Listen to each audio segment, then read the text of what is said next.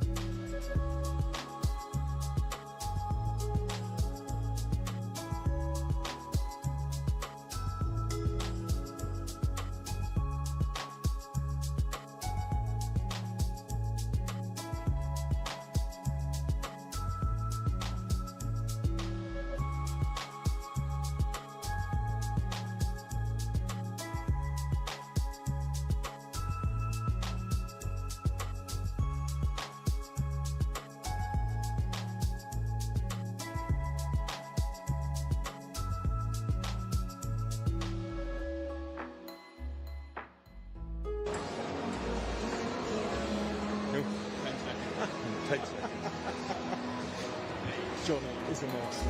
I'm telling you, he is an absolute monster.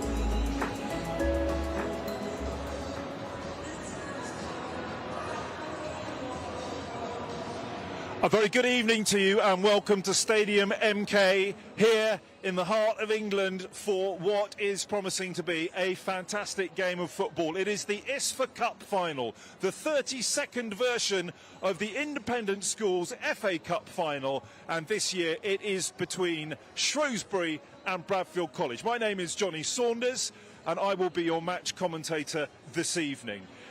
It promises, as I said, to be a fantastic game. Both of these two sides have battled it through to get to the final, and we kick off at 7 o'clock this evening. And we thank you very much indeed for tuning in this evening, wherever you may be around the world. I know that there will be a load of Bradfieldians and a load of Salopians, both current and formerly of these two schools, who will be tuning in, not able to make it to Stadium MK this evening. And you are very, very welcome wherever you are around the world for this evening's game.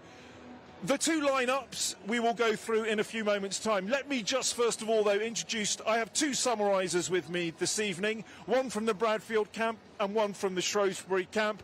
And for Salopians and Bradfieldians, these two members of staff at either of the two schools will be well known to both of you, given that they have clocked up quite a large mileage in terms of years taught at either school. From the Bradfield point of view, Trevor Kidson, the head of geography, is giving a Bradfield angle on events this evening, and Giles Bell from the philosophy and theology department will be giving some views from a Shrewsbury point of view. So Trevor and Giles, it is an absolute joy to have you alongside me here in the commentary position high up in the gantry at Stadium MK as we look forward to this match. Let me just ask you both first of all about the moods in the two schools as we head into this final, because they are unique events. Bradfield have been very lucky in the fact that they've been this is their third visit in 4 years. So Trevor, how would you say the mood at Bradfield has been over the last few weeks building up to this game?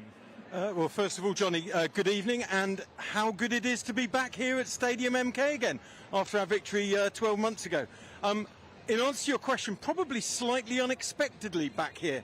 If you'd asked the mood in the camp back in October before the Michaelmas term half-term, the team was struggling a little bit. Things and results weren't going marvellously well. But then we had the genius of coaches Chatwin and Fox, who changed things around, changed the personnel a bit, brought in some players from the second team who came up, and since then they have just gone from strength to strength. I think the real key for Bradfield is resilience. They have been outstanding in terms of the battling. In order to get here, they've beaten Eton away, they've beaten Millfield away, and they've beaten Hampton away.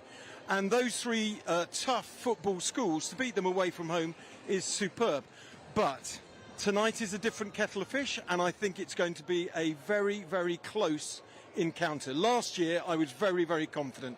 We had a great team last year. This is going to be much closer.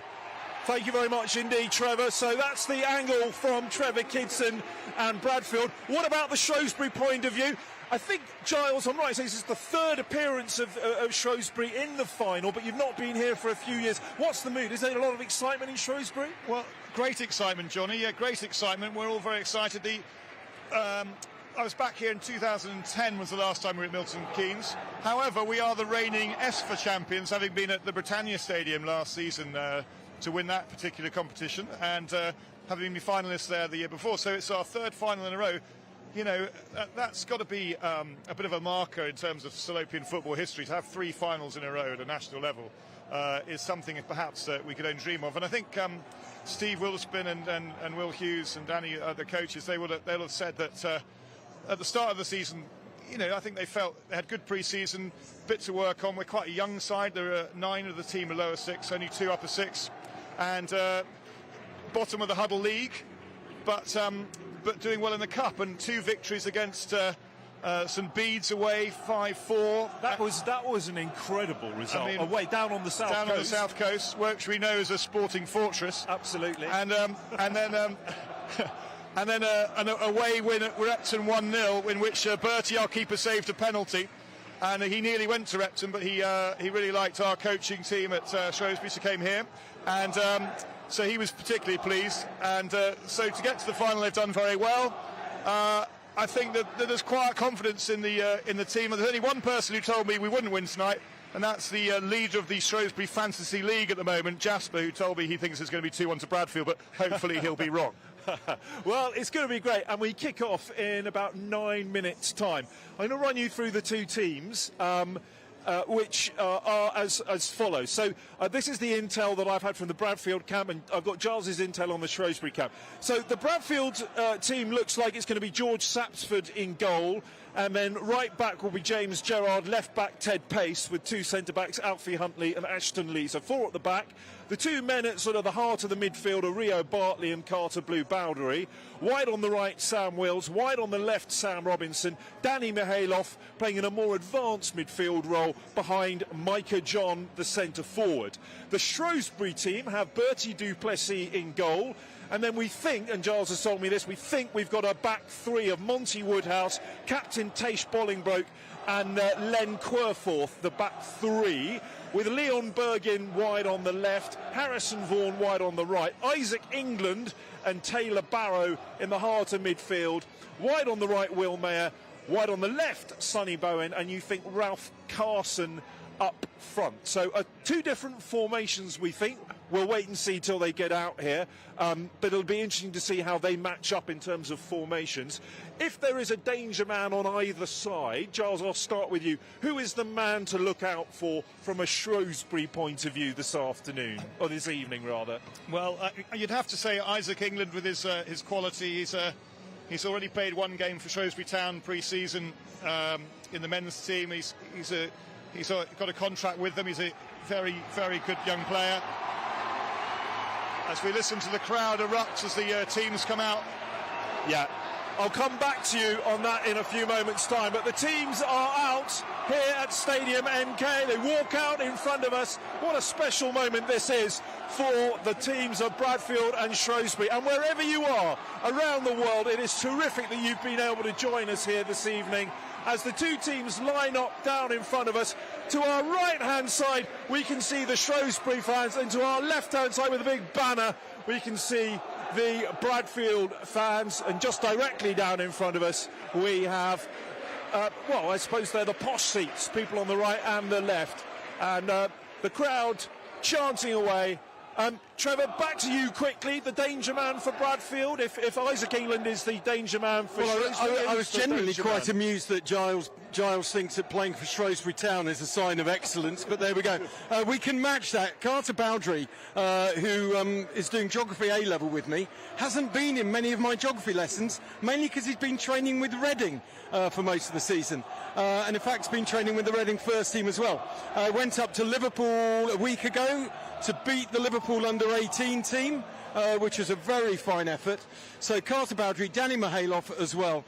And I watched them play Millfield in the ESFA quarter-final the other day. Rio Bartlett was absolutely magnificent in centre midfield. So the spine of the Bradfield team is very, very strong. But I think that Dave Chatwin and James Fox might be looking to get round wide against Shrewsbury today. I think they've recognised that possibly that might be the key to unlock the Shrewsbury defence. It's good to see. It's lovely. We've got some Bradfield mascots out there. Noah Delamere Fox, Aidan Chatwin and Adriana Chatwin as well.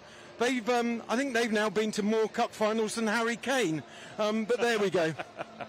Thank you very much indeed, Trevor. Trevor's first reference of the evening to Tottenham Hotspur. Let's just set the scene for you in terms of both Giles and I are big fans of Brighton and Hove Albion, and Trevor is a big fan of Tottenham. I think we can all agree who've had the better season so far. Yeah, although there is something slightly ironic about two Brighton fans, a Spurs fan at a cup final. Well, you may speak too soon, Trevor. You may speak too soon. Could be our go this year, couldn't it, Johnny? Yeah, absolutely. Right, so the two teams have shaken hands with each other, and we are awaiting now the end of the routines at the start. Our referee this evening is the Premier League referee, Darren England, and we have our linesman as well. And yeah, we're looking forward to our lines people, and we're looking forward to what could be and should be a really, really interesting game. Shrewsbury going to a huddle away to our right-hand side, and Bradfield about to follow suit. So Shrewsbury all in white, and they are going to be playing from right to left in this first half. Bradfield defending the goal away to our left-hand side. They're all in blue, and they are playing from left to right. I've been, speaking to the referee, Johnny, I've been under very strict instructions this evening not to criticise Darren England. Allegedly, I was quite critical of him last year in our commentary, so I'm going to be on best behaviour this year. And it's great that we've got a Premier League referee again. I have to say, you know, ISFA do a fantastic job with this event. It's brilliant. So, both teams in huddles, and a blast on the referee sees Danny Mihailov and Teish Bolingbroke move towards the centre circle, and they will shake hands with the officials, the assistant referees and the referee, and the coin will be tossed in front of us. Mihailov has been asked to call. Not quite sure. Bolingbroke has got the choice. I think he must have called wrong there, and it means that the referee just going through a final few words with both of the captains. Like he was explaining how the toss works. Yeah. It was a bit too much on that. Yeah, absolutely. Okay, so back we go. And the stadium is filling up. A good crowd in from both of the schools. Giles, how many buses did you bring down from Shrewsbury today? We brought down 7 buses, and one was a double-decker. Very good, very good. So, Bradfield running away to our left-hand side. Shrewsbury still in the huddle. And in a moment's time, they will break away and they will go and get into their formation. Bradfield lining up away to the left-hand side. They have the kick-off. And let me run you through those two teams again. So George Sapsford is in goal for Bradfield, an entrant into the lower sixth this year in goal. James Gerrard, Alfie Huntley, Ashton Lee and Ted Pace are the back four. Carter Bowdery and Rio Bartley in the heart of midfield, with Danny Mihailov just ahead of them. Sam Wills will play on the right, Sam Robinson on the left, and Micah John up front. Just looking down there, I can see Bolingbroke is playing in the left of a trio for the Shrewsbury team, but you're absolutely right, Giles, it is a 3-5-1. So Bradfield get us off and underway at the start of this 32nd ISFA Cup final, and the ball is immediately hooked away by the Shrewsbury team away onto that far touchline. It's the ISFA Cup final, it's live from Stadium MK, and I know there'll be a lot of people tuning in from all over the place this evening, and wherever you are, you're very, very welcome. It's great to have you along. I know there'll be people in different parts of the world, and we're so glad that you've taken the time to tune in and listen and watch this match on YouTube. And maybe you're just, maybe you haven't got the pictures, a little shove in the back there. That was Ted Pace, the Bradfield left back, just shoving one of the Shrewsbury players. Getting a little warm up there. Great name for a footballer, isn't it? Ted Pace. It's like some 1970s throwback. Ted Pace, Roy of the Rovers, old Melchester Rovers stuff. Ball back is with Duplessis, and he squirts it to the left-hand side towards Teish Bolingbroke. Bolingbroke left-footed forward, but cut out by Huntley. Huntley forward now. Micah John doesn't really charge after that one. Bolingbroke will bring the ball back under control, and left-footed he'll send this ball down the line, but cut out by Bowdery. Bowdery tackled in midfield, and Shrewsbury can try and build something. Huntley tight on his man there, carving forward was Ralph Carson. Away onto the left-hand side, and this now coming forward is Leon Bergin. Bergin is tackled. It's gone out of play. It's going to be a throw to Bradfield College. James Gerrard down there in the right-back position. So, Giles, as you thought in terms of the lineup, Bolingbroke at the left of the three centre-backs, challenging now. Bolingbroke on the left, and I think that's, I think Monty will be on the right. And I'm just trying to see, that's, actually, it's that Monty Woodhouse in the middle there. I think Monty Woodhouse, number 14. Yeah, number 14 is in the middle of the Len Querforth is in the middle of the three. And Monty on the right. Monty on the right. So Len Querforth in the middle of the three. Teish Bolingbroke on the left. Monty Woodhouse, and then, as you predicted, a right wing back and a left wing back. Isaac England and Taylor Barrow in the middle. This is Bolingbroke now on halfway. Ted Pace, left-footed. Trying to put Sam Wills into the game, but doesn't get very far. And Bolingbroke, who's seen plenty of the ball early on. Sapsford will come and claim that ball as it's lobbed forward. George Sapsford, who was new into the lower sixth at the start of this year. Very fine goalkeeper. You forget early exchanges of a cup final for these boys. You know, they must be very excited, but also a hint of nerves as well. Just making sure, just getting their feet, finding their feet early stages of the game. But it must be fantastic for them playing a big stadium in front of about 1,000 people. It's tremendous, but early stages, and they're just trying to find their feet, both teams at the moment. Nothing created yet so far. Although Shrewsbury down the right-hand side are looking very promising indeed. Into the right back or right wing position, the ball comes across. Huntley cuts it out well. Ashton Lee clears the ball away onto the far side. But that was promising from Shrewsbury there, Giles. That was very promising. Nice little move down the right. And it's one of those ones where actually Bradfield defended it well. They got rid of it. Didn't try and muck around with it in the box. Ted Pace was maybe looking a little bit nervy there. He overpowered a pass to Sam Robinson and then just got slightly caught out. Running forward now is Carter Bowdery. Bowdery out to the right-hand side towards Sam Wills. Sam Wills is really well tackled by Bolingbroke. That's a lovely tackle from Bolingbroke. Good stuff from Shrewsbury, who now have a little space in the middle of midfield. And this is their number 10 running forward, Sonny Bowen, with a streak of blonde hair, out onto the left-hand side towards Bergin. Bergin into the middle. Gerrard will clear the ball away.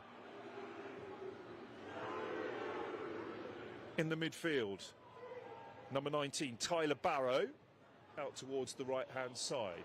Back with Barrow now. Throw to Shrewsbury. Shrewsbury certainly with the territory so far. They look like they've settled down quite well so far, don't they?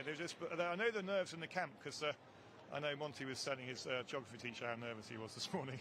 So I definitely think there's a few nerves out there. But I think as the game goes on, they'll settle down and get used to it, won't they? This is Bolingbroke now being charged down and pursued by Micah John. And Shrewsbury over on this left-hand side. Doing their best there to evade the tackles was Leon Bergin. But to no effect. And it means it's going to be a throw with James Gerrard down in front of us. James, one of several members in the lower sixth. I mean, the Bradfield team is essentially a lower sixth side. There's not many from the upper sixth. Well, it's a 6-5 split, so actually it's pretty even. This is Ashton Lee, one of the upper sixth pupils, trying to... Ooh, this is a dangerous time for him. He's given the ball away, and this is Shrewsbury now on the attack. Well played by Gerrard. Bowdery puts his foot on the ball, tries to beat one player, two players, can't beat them, and now Shrewsbury pick the ball up. This is a lovely move into the middle of the area. Saxon's Ashton Lee there dwelt on the ball a little bit too long. Wasn't quite sure what he did and gave the ball away a couple of times. Just need to get their foot on the ball. Bit of possession needed by Bradfield here. They haven't quite settled yet. Sapsford has hoofed that forward towards Sam Wills. It's cut out in midfield though by Isaac England. Back towards Duplessis. Duplessis with Micah John approaching him.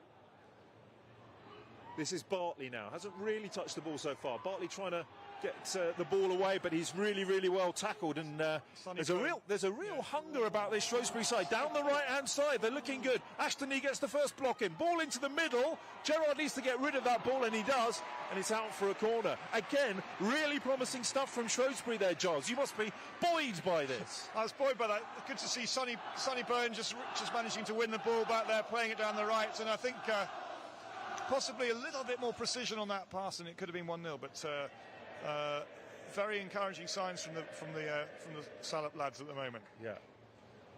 I would like to say, I think Danny Welbeck would have probably popped that in. And I was thinking a bit before the game, I think I called our third coach, Ian Sankey, Danny. So I'd just like to apologise to Ian for that. I think I've got Danny on the mind at the moment. So, but it is Ian Sankey. Who wouldn't have Danny Welbeck on the mind at the moment? I mean, he's been absolutely superb this season. Here comes Shrewsbury with their corner, headed away. Is that going to go for another corner? No, it's control. Here is the ball into the middle. Ball in, Sapsford out. But there's the shot in. Sapsford, brilliant save. What a save. But that was a great effort from Shrewsbury. Sapsford with a palm out and then a point-blank save. Great goalkeeping. Bradfield down the left-hand side now with Sam Robinson.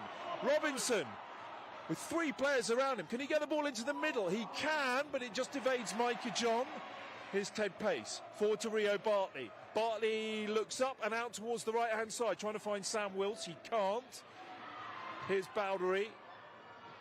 Mihailov not yet into the game. Mihailov playing a little bit of head tennis Gets it onto his right foot, out towards Sam Robinson. Robinson into the middle, trying to find Micah John. Well cleared by Shrewsbury. This is Gerrard now. Gerrard out towards the right-hand side. James Gerrard needs some help. Where's he going to go? He's got Huntley behind him. He goes back towards Bartley.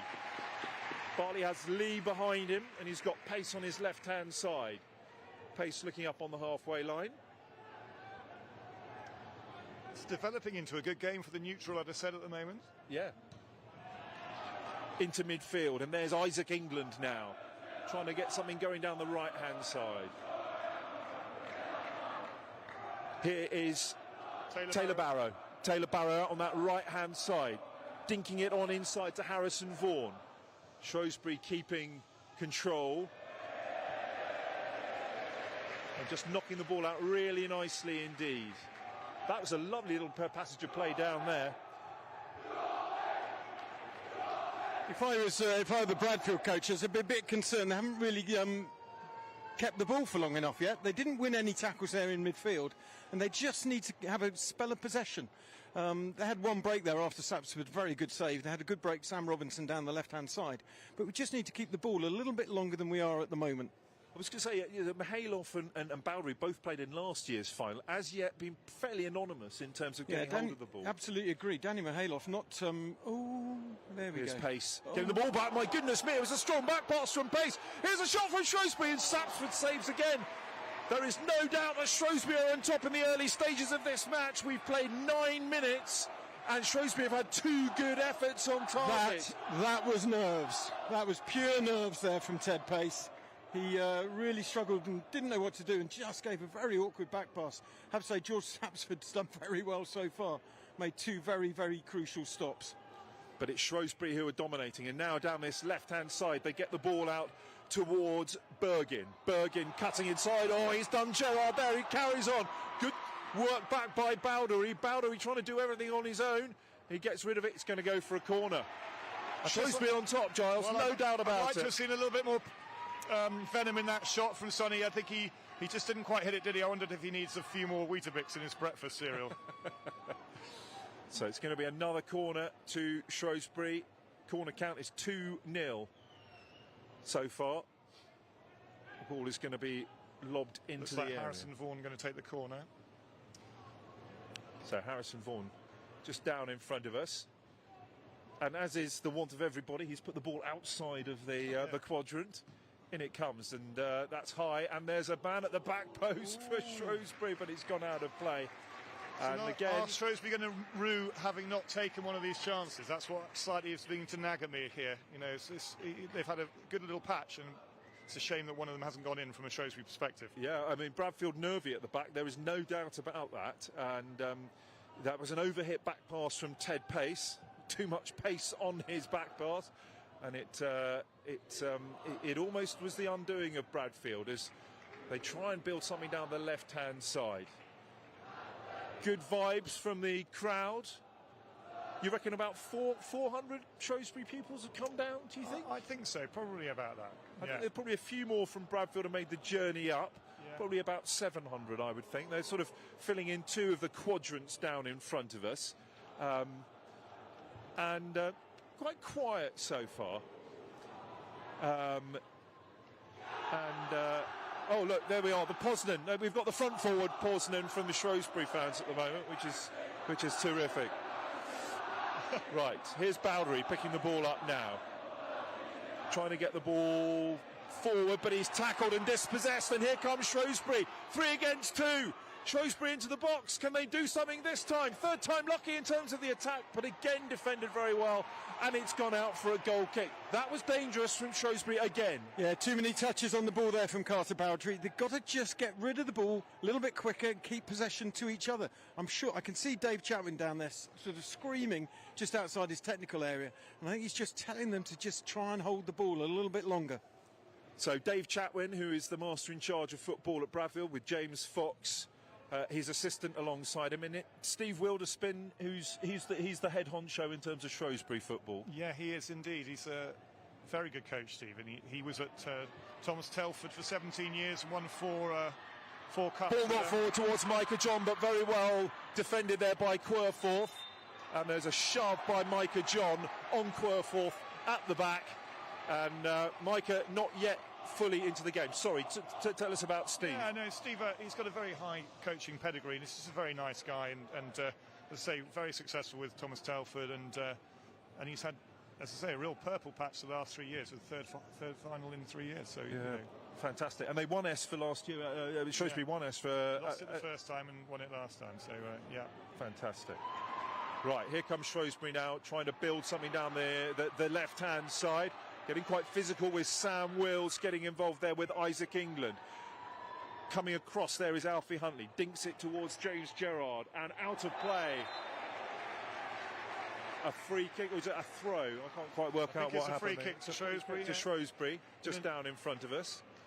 Quite a wild challenge, and again, George Sapsford will have to marshal his troops and make sure that they are shipshape and ready to get that ball out from where the kick is taken. It's Bradfield 0, Shrewsbury 0. We've played nearly 14 minutes of the first half here at Stadium MK. And lots of you I know, Bradfield, Shrewsbury, old boys, old girls will be tuning in, and I hope you're enjoying the coverage so far. Going to be taken by Harrison Vaughan, right-footed. It's high and it's looping and it's nearly out of play. It is out of play. It goes out of play, and it's going to be a goal kick to Bradfield.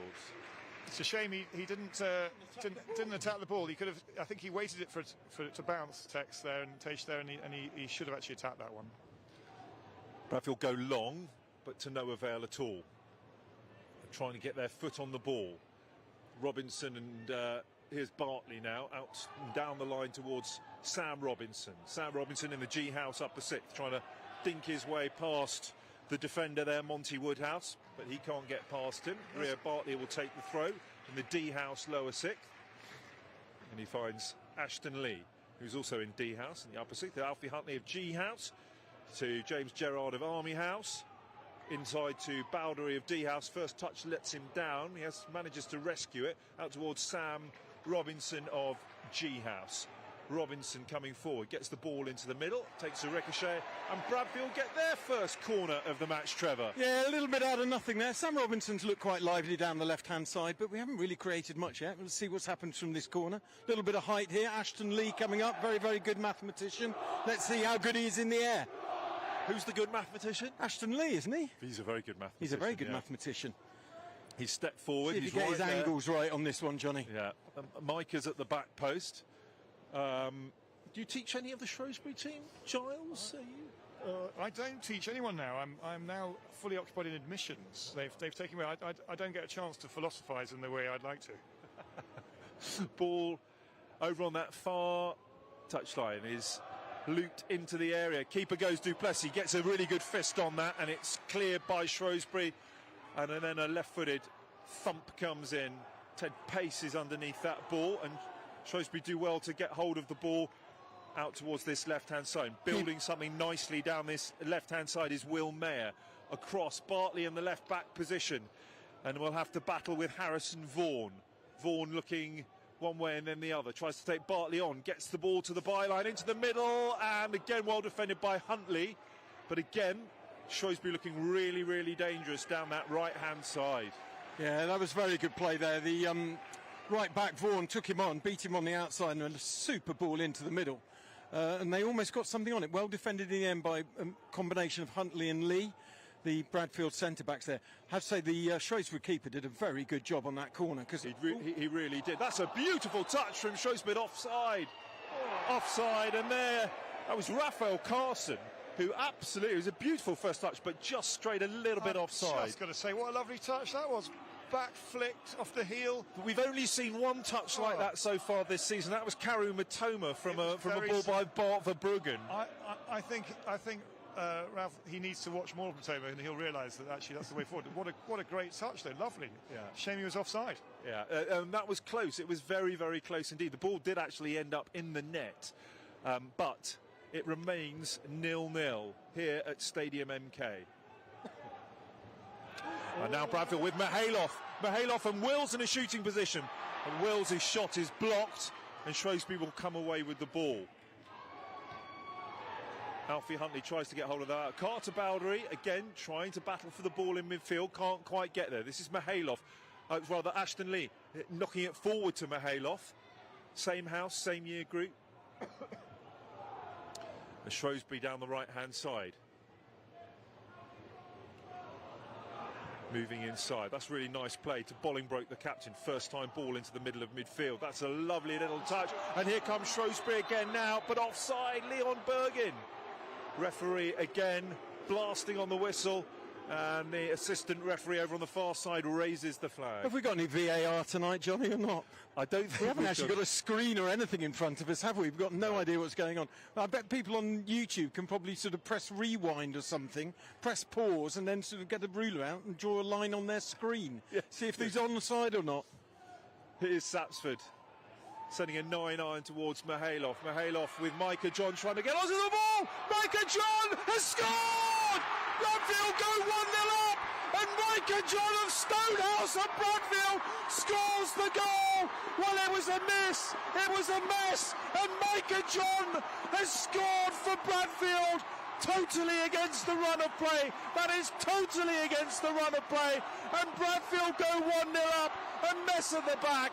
Bradfield 1, Shrewsbury 0, 19 minutes on the clock. Well, absolutely out of nothing. Long ball forward, they didn't deal with it, it broke to Micah John, and effectively just over 3 or 4 yards, he got there quicker, got there first, put his toe to the ball, and it snuck in the near post. We were watching it almost die across the line. Huge excitement from the Bradfield fans. As you say, Johnny, slightly against the run of play. Well, vaguely against the run of play. Totally against the run of play, but Bradfield 1-0 up, and a poacher's goal from Micah John. Micah John, who's actually in my house, and when he went to bed last night, I said, well, have you got your big headphones and your wash bag so you look like a pro footballer? He was very, very, very excited last night, Micah. And yeah, a poacher's goal. I feel really sorry for the Shrewsbury defenders there, Giles. I think that was they'll be disappointed with that, won't they? I think there was a bit of a misunderstanding between Taish and the keeper, Bertie. I think probably one of them should have just said, let's get rid of that one. And I think they probably could have cleared it. Yeah, that was really, really unfortunate. And you know, as we said, totally against the run of play. Shrewsbury have had 3 or 4 really, really good chances in this first half. But Sapsford's been on good form and saved a couple. So without we do have some ball boys actually, don't we? There are a few ball boys dotted around the stadium. But it does take a while, given that the stand opposite us is completely blank. Right, Ashton Lee for Bradfield, back towards George Sapsford. Sapsford now with the yellow top on, getting it forward. Only so far as England, and inside the ball gets towards Bergin. Bergin loses it. Bartley trying to get hold of that one, but here comes Shrewsbury again. Shrewsbury down the right-hand side. Number 19, Taylor Barrow, still in possession of the ball. Barrow knocks it back, and this is the right-footed cross coming in. Can they get a head on it? They can. It wasn't quite the power, though, that they wanted. It was a free header at the back. Free header at the back post, Giles. It was a free header. I think he was in a good position, Leon. It's a good ball in. And Leon Bergin, I think it was. I think Leon would probably like to feel he could have done better, but it's so difficult, isn't it, when it comes at pace like that? If you Mihailov flick, trying to find Micah John, and here goes Micah John again, right-hand side of the area. Micah John has a shot, goes again, gets the ball across, and it's out of play. And it's a goal kick, and that was really well defended actually this time. But Micah is a dangerous man when you get the ball inside the box. Did it hit his shoulder, did it, Trev? Fallen on his shoulder there. Did he have an injury earlier last week, Johnny? Is that right? Shoulder last week, actually. Yeah, you can see him feeling it. He is feeling it, and I'm not surprised because the amount of emails I've been CC'd into about Micah's shoulder and the need to ice it over the last week have been quite incredible. A bit like David Beckham's metatarsal all those years ago, Johnny. Alfie Huntley now having to scamper back. Picked up by Sapsford, left-footed, clears it downfield, trying to find Mihailov. Mihailov does well there, gets it towards Bowdery. Bowdery trying to get the ball forward to Micah. Micah John now. Can't play in Sam Wills down the right-hand side. And here comes Shrewsbury again now. Left-footed ball, trying to find Isaac England. And now there's a chance. Oh, it was very, very well defended there That was Sonny Bowen there, who just for a moment his eyes would have lit up. Out towards the right-hand side, ball into the middle and deflected away for a corner. Shrewsbury still looking very, very dangerous, Giles. Well, that was good work by Isaac England, wasn't it? He won the ball well in midfield and then passed it beautifully to Sonny, and he just got crowded. Good defending, to be fair. Crowded him out at the end there, and but again, it came to nothing. But it's still looking hopeful. I still think there's a long way to go in this game. Well, sometimes scorelines can belie what's actually going on. In Shrewsbury, you would have thought, if somebody said to you Shrewsbury are 2-0 up, you wouldn't complain at this stage. But actually, it turns out Bradfield are 1-0 up. Yeah, no, that's absolutely cup football at its best. And, from a Shrewsbury point of view, let's hope that the Whites can get back in it. And here they go, the Whites, so they could get the ball here now. Sapsford again makes a good save. Here's the opportunity, and it's scooped over the bar there, this time by Sonny Bowen. That's another chance. They've missed another chance there, Shrewsbury. Just a little bit of coolness in front of goal. They could easily have had 2 or 3. What I've been most impressed with is their pace. Their pace really breaking from midfield and down the right-hand side there. And I have to say, I think their right-back, Vaughan, is playing absolutely superbly. He's been really dominant. And the other thing is they keep winning the ball in midfield. As I said, Dave Chatwin and James Fox, I think there'll be some very, very firm words at half-time, Johnny. Well, Bartley and Bowdery have been second best in the centre of midfield. Absolutely. They've been second best to everything. They really have very, very little time on the ball. And Shrewsbury are winning the midfield battles. But as you say, it's the scoreline that counts at the end of the day. Querforth sends that ball forward. Bowdery, it's physical in the midfield. Bowdery is barged over there. And...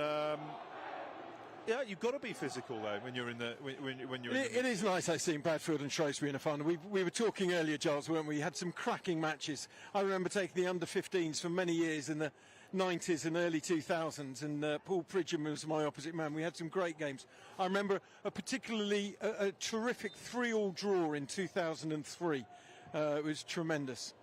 Well, there are links between the two schools, the Etherington family being one very notable. Mark, who works at Bradfield, and his dad taught French at Shrewsbury for 30 odd years, introduced rugby to the school as well, and Tom How Corbett. did that go down?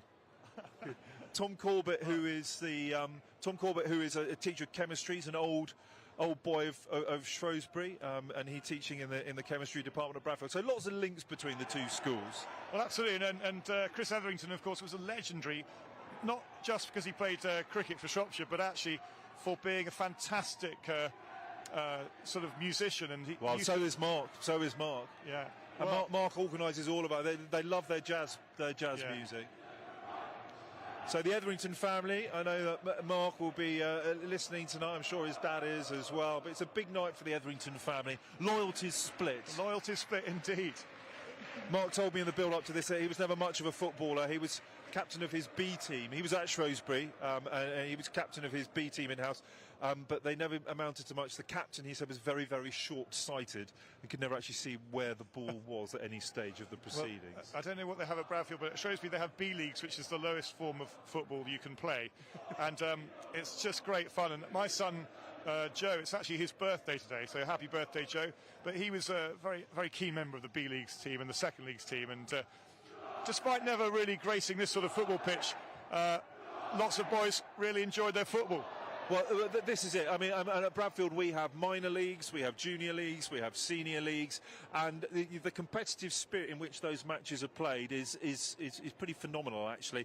Playing for your house is a big deal, and those house competitions are huge. So there's so many similarities between the two schools, and it's nice that two really traditional football schools are in the final. Offside against Bradfield there, against Micah John.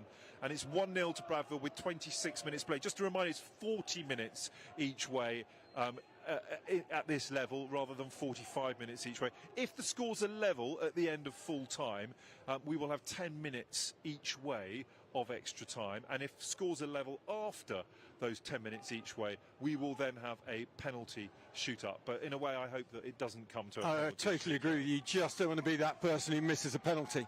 Although, of course, Bradfield won the quarter-final and the last 16 on penalties. In fact, they were the width of a post against Millfield, from not carrying on into competition. So, on the one hand, we were right at penalties, but nobody wants it to go to that. They've won 3 big shootouts this year. They really have had luck in the penalty shootouts, Bradfield. They as Trevor said, they beat Eton in the quarter-final, Millfield in the quarter-finals, and they beat Eton in the last 16 on penalties. And you've had this extraordinary result down at at Beeds, didn't you, Giles, where you won 5-4. Otherwise, it's been the odd goal that's won it for you. Yes, I think there've been a few 1-0 wins, and I don't think, I may be wrong, but I don't think there's been a penalty shootout so far. But I could be wrong on that.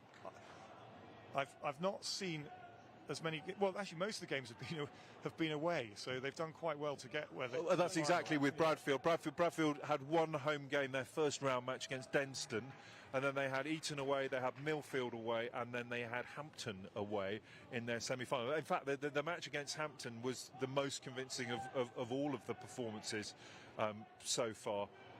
This is Sam Wills now trying to play Micah John through. It was just a little bit too firm. He had a chance there. Sam Robinson was free on the left-hand side, on the far side of the pitch.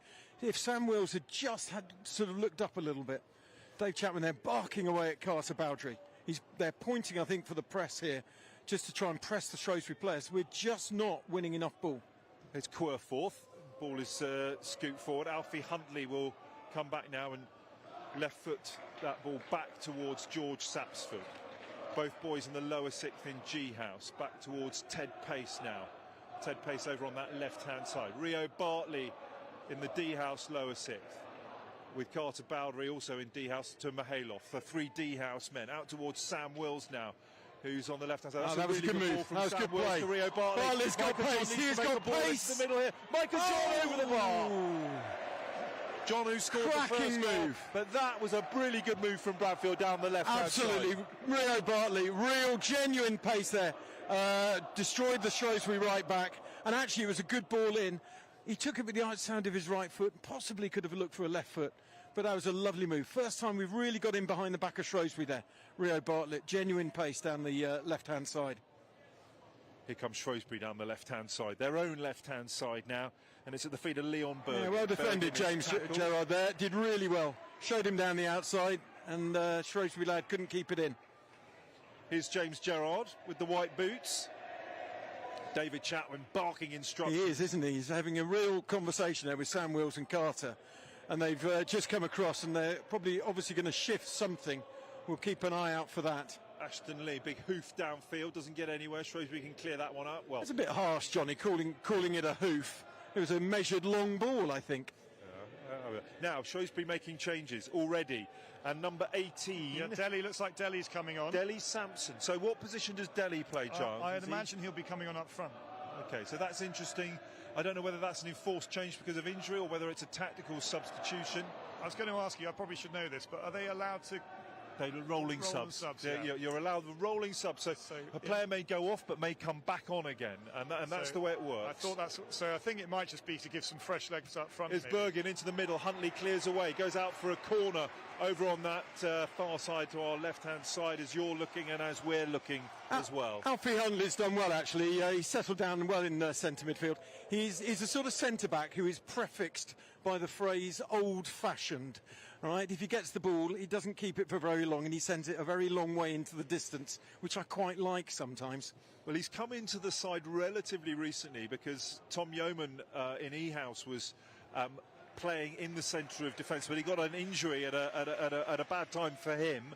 Huntley came in and has played really well, and Yeoman hasn't managed to get his place back in the starting 11. He's on the bench this evening, but Yeoman on the bench. Yeah, Alfie Huntley has done very well in the last few matches, have to say. Here's Shrewsbury's corner. Flicked header. Oh, that was a really good header and just wide. What a good header that was. I think it was Taylor Barrow. Taylor Barrow just getting his head on the ball there. And it was sort of reminiscent of Laurie Sanchez's backward header for Wimbledon against Liverpool in the 1988 Cup final. It was definitely a good connection on that. He was a bit unlucky, I think. And I think that will please the Riggs boys who are in the crowd. And Taylor in Riggs and a popular member of the team, and it looks like Delhi's coming on for Ralph up front. Right, so a change up front. So Delhi Sampson is onto the field, and as we say, you can do rolling substitutions. he's come off, a bit out of puff, and it'll see what Delhi Sampson does now as the ball is out towards the left-hand side. And again, this is a good effort and a great save. What a save that was from Sapsford. That was a wonderful shot by Bergin and a save by Sapsford. And we had a great view of that. We were right behind that. It took a nasty deflection off the inside of a Bradfield defender. And it was going right in the far corner. George Sapsford did very well to get down late and turn it round for a corner. He's had a cracking first half, George Sapsford. He made 3 really crucial stops so far. And as a very fine goalkeeper myself, I can say that was a top quality save. Verbruggen-like. Yeah, it was Verbruggen-like. Rather than Vicario-like, Trevor. There we are. The ball comes into the middle now. That's really hit with some power. And now Shrewsbury with a shot on goal. It's a bit of a melee in the box there. Out towards the right-hand side. Shrewsbury with another go. Ball into the middle. Heads go up. Bolingbroke doesn't go up, though. And it's going to come free. And this is Rio Bartley now, who can send the ball towards Micah John. John, though, loses the ball. He skids on the turf. It's a nice little through ball, or an attempted nice little through ball from Sonny Bowen. But it goes out of play, and it's a goal kick to Bradfield. And I think that the Shrewsbury lads playing with great courage, and just every now and again, just feel like saying to them, just calm a little bit. There was a little bit of, Sonny Bowen did brilliantly there, but then he just perhaps over elaborated there, and it went off for a goal kick. Yeah, if I were the Shrewsbury coaches, I'd be delighted with how their team have played this first half, and just frustrated they haven't made one of the chances count. I think he's going to be, in some ways, the happier of the two coaches, but obviously disappointed that they haven't scored a goal. Midfield now. Isaac England out towards the dangerous Bergin. Bergin cutting one way, then the other, and Sam Wills in with a challenge. He's doing really well there. Gerrard does a good defensive turn there, and it's out towards Wills now. Wills is taken out. Wills is taken out. That was quite late there. Quite late from Will Mayer in the midfield, and I wonder whether Darren England might dip into his pocket. No, he's not. It was quite late. It's a schoolboy match, Johnny. They don't do bookings in schoolboy matches, do they? No. I don't think there was any malice. This young Will Mayer, he's a very hard-working player, and actually a bit of a crowd favourite because he covers a lot of yards in the game, and perhaps just didn't quite get there in time, did he? Carlos Baliba-like. The ball is forward towards Micah John. He can't get hold of it. And then in the centre of midfield, it's picked up by Taylor Barrow. Out towards the right-hand side, towards Harrison. And then he'll get it out towards Bergin. Bergin on the left-hand side now. In the area, Gerrard tries to get hold of it. Huntley gets a foot on it. And then Wills is brought down inside the area. And it's going to be a free kick to Bradfield. Yeah, Sam Wills, a product of Elstree School, and James Morris, his first team coach, and Tom Wyatt, both old Bradfieldians. James is literally sitting down in front of us here. But also at Elstree is Ben Champkin, an old Salopian. So Champs will probably have a foot in both camps with one of his Elstree boys playing for Bradfield, but obviously represented Shrewsbury as well. So greetings to all our listeners down at Upper Woolhampton. In Elstree School. James played in the 2003 final for Bradfield, Bradfield's first final, which they lost 1-0 to Bolton School at the delightful Sixfield Stadium. I have to say, MK Stadium is a genuine step up from Sixfield Stadium in Northampton. We lost our first 3 finals, didn't we, Johnny? But we've won our last 3 finals. So 2003, and then 2013-14 was the next time that Bradfield made it to the final. That was an unhappy evening against Milford. I think Bradfield lost 6-1 that evening. They were undone by early injuries, I think. Patrick Ring-Coleman in goal for Bradfield. Patrick was in goal. They lost Tristan Robertson very early in the game, and that was a struggle, that one. And then 1-0 in extra time the following year. But then 18 we won, 3-1, beat Repton 3-1. I remember that game very well. And then we won in 2022 and 2024. Yes, we beat Cheadle Hume last year. What a moment. That header from Marcus Gilpin. We were talking about it at the beginning of the game. We can look down over the goal to our left there. And Marcus rose, and as the ball came in, rose and headed it brilliantly into the far corner in injury time. And Giles, this is a third visit, is it, to the ISFA Cup final for Shrewsbury? Not won it before. Yeah, no, they won it in 2010. 2010, sorry. And I think they won it in 2000 as well with Tom Chapman. Yeah, absolutely. At Filbert Street, I think, at the old Leicester City ground. Okay. But for some reason, I can't remember why I wasn't there, but I was there for the 2010 when Roy Chatterjee scored a hat-trick. Roy, of course, a member of my house, Schoolhouse, and we were all very happy on the Schoolhouse bus on the way home. I can imagine. And you've come in houses today, have you? We're a couple of shared coaches. I'm on the Riggs bus with Mary Sydney Hall, the girls, and of course, when I said earlier lots of boys have enjoyed playing football at Shrewsbury, I should have said lots of girls are now enjoying playing football as well. So it's great to see the girls' teams, I think, at both schools really... Well, our first 11 played the old girls the other day, and Sarah Thompson, who's our head of football... she has driven the growth of girls' football. Yeah, it's been great, actually. We host an ISFA tournament as well, so a seven-a-side tournament, and the girls' football's really growing at Bradfield, which is super to see. And as you say, Giles, at Shrewsbury as well. It's fantastic. Little lull in the game at the moment. Isaac England in the centre of the midfield, who's been busy. He nudges it forward towards Tyler Barrow. Barrow tries to get Deli Sampson in, but he can't do, and it's dealt with by Ashton Lee and then subsequently by George Sapsford. 38 minutes on the clock. We're not far away from half-time. And again, wherever you are, I hope you're enjoying the coverage here of this ISFA Cup. Do you remember those days on 5 Live and they said, welcome to listeners from World Service? Well, they're all over the world. A quick hello to the Morris family down in South Africa. I said to Haley I'd say hello, particularly to Ava and Benjamin. And I want a big shout out to GG133. They know who they are. They're in various exotic places around the world.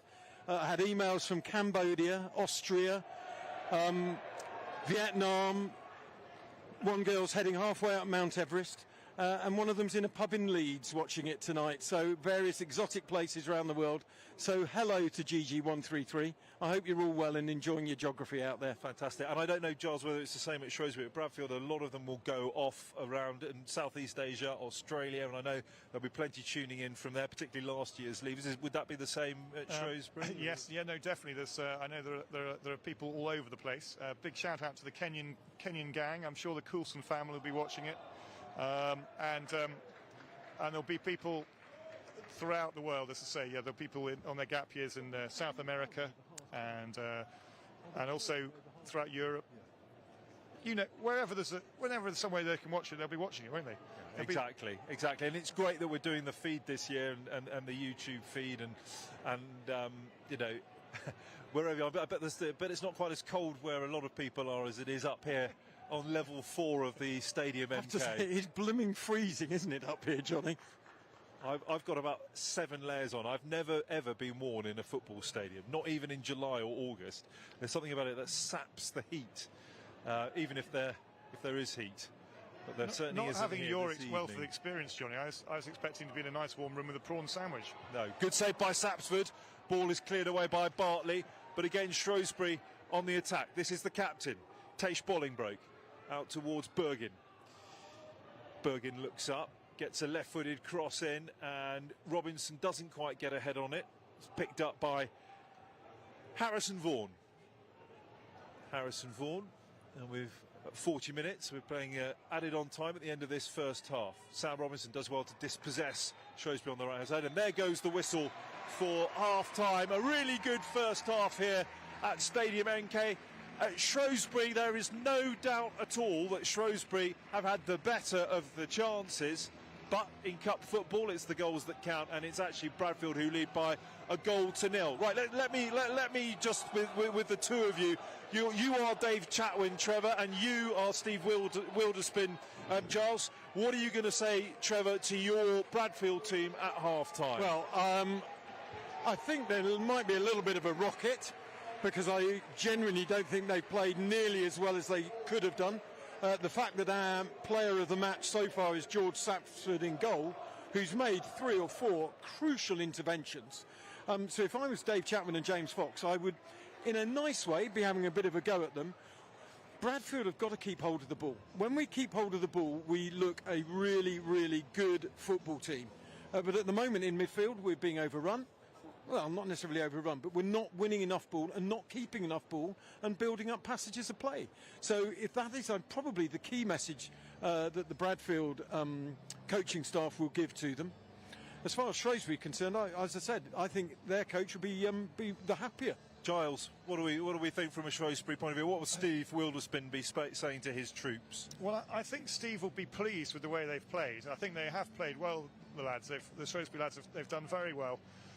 I just think they just need a bit of composure in front of goal, don't they? And to take it's very easy to say to take the opportunities when they occur, but they possibly need a bit of luck. I think the one concern in the Shrewsbury camp before the game was, we haven't been very prolific in front of goal this season, and that was seen as a possible concern. But and actually they've been creating chances, and you keep saying, don't you, in football, if you keep creating the chances, then one of them's going to go in. That's what you hope. I mean, and all I would say if I was Steve is just let's keep creating. Come on, and let's get on the end of one of these.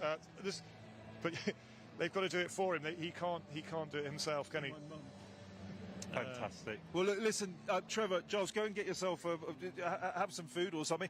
I'm going to hand the microphone over now to Ian Bent from ISFA, who's joined us up here. Now, this whole event, Ian, is essentially you've been in charge of organising it. Is that right?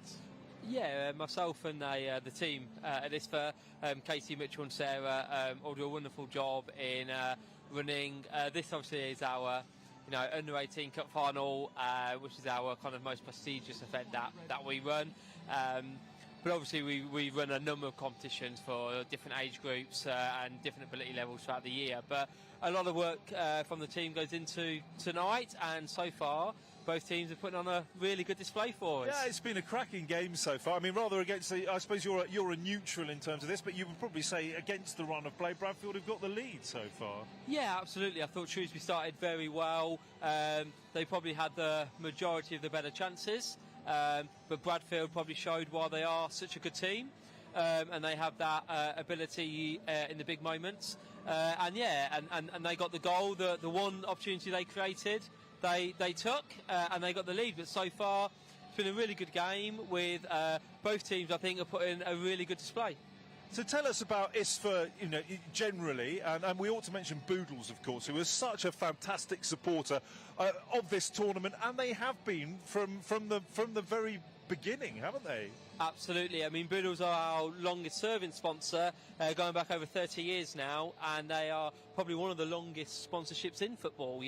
Sponsoring this competition for over 30 years. Is known as the Boodles Cup. That's what all the schools refer to it as. That's what all the players, the staff, the people who play in this fantastic competition, it's on the circuit, commonly known as the Boodles. So wonderful for them to support this event and continue to do so for many more years. And as a whole, because I mean, this is, as you said, this is the blue ribbon event, but you've got lots of other cup competitions. Are they all coming towards an end at this particular stage of the season? Absolutely, yes. So we have the cup competitions, the trophy, the shield, the bowl competitions are all now at their finals. The first ones were actually played last week, so some of the younger age group finals were last week. And the only ones that haven't really got started yet are our younger girls competitions, which take place in the summer term. But they'll be starting before we know it. Easter will be here, and then we'll get rolling straight into the summer term and the under 11 and the 13 girls competition. So an awful lot going on. A lot of competitions now. As I said, we run competitions from under 11s all the way up to under 18s, boys and girls, and the cup competitions, but also the bowl, the trophy, the shield for some of the smaller schools, some of the schools that don't quite have the level of players that are here tonight. They still get a competition to participate in and hopefully go far in and experience a final themselves.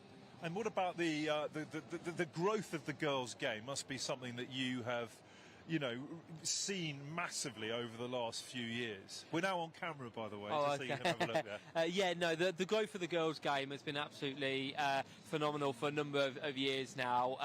We obviously keep regular stats with the number of schools that play, the number of teams they have, the number of competitions we run. And in my time, since I've been working at ISFA for coming up to 10 years now, the number of girls teams has grown by over 1,000%. So it's absolutely crazy. It's mind-blowing to think that, 1,000% growth in a decade with the number of girls playing. It's got to be one of the fastest growing areas of football there is now. Girls football within independent schools is growing, and it's great to see. It's great to see. In a couple of weeks, we have the under-18 girls final taking place at Slough Town. And the standard on display there will be just as good as the standard on display here. It's another wonderful event, and that we're very much looking forward to. Yeah. And what's the relationship with ESFA from ISFA? Do you have to deal quite a lot with ESFA, which is the English Schools Football Association? Yeah, absolutely. We have a very good relationship with ESFA. Ultimately, both of us have got one thing in common, and that's schools football. Trying to develop schools football, trying to grow schools football, trying to get more of a spotlight on schools football, whether it be funding, whether it be sponsorship, whether it be exposure, and really trying to champion schools football for both boys and girls at all ages. So because of that, we do a lot of work together. We do a lot of communication, some joint projects, and ultimately, even though we look after different sectors, we look after different parts of the game, we've ultimately really got the one thing in common, and that's to grow and develop schools football and really shine a spotlight on the excellent work that within football that's happening within schools. And in terms of ISFA, we're here this evening, we're in a professional football club stadium. Is this as good as it gets? I mean, where can ISFA go from here? It seems like we're at the zenith, but there must be a plan to make it even better than it already is. Yeah, absolutely. We're currently putting together our next 3-year strategy.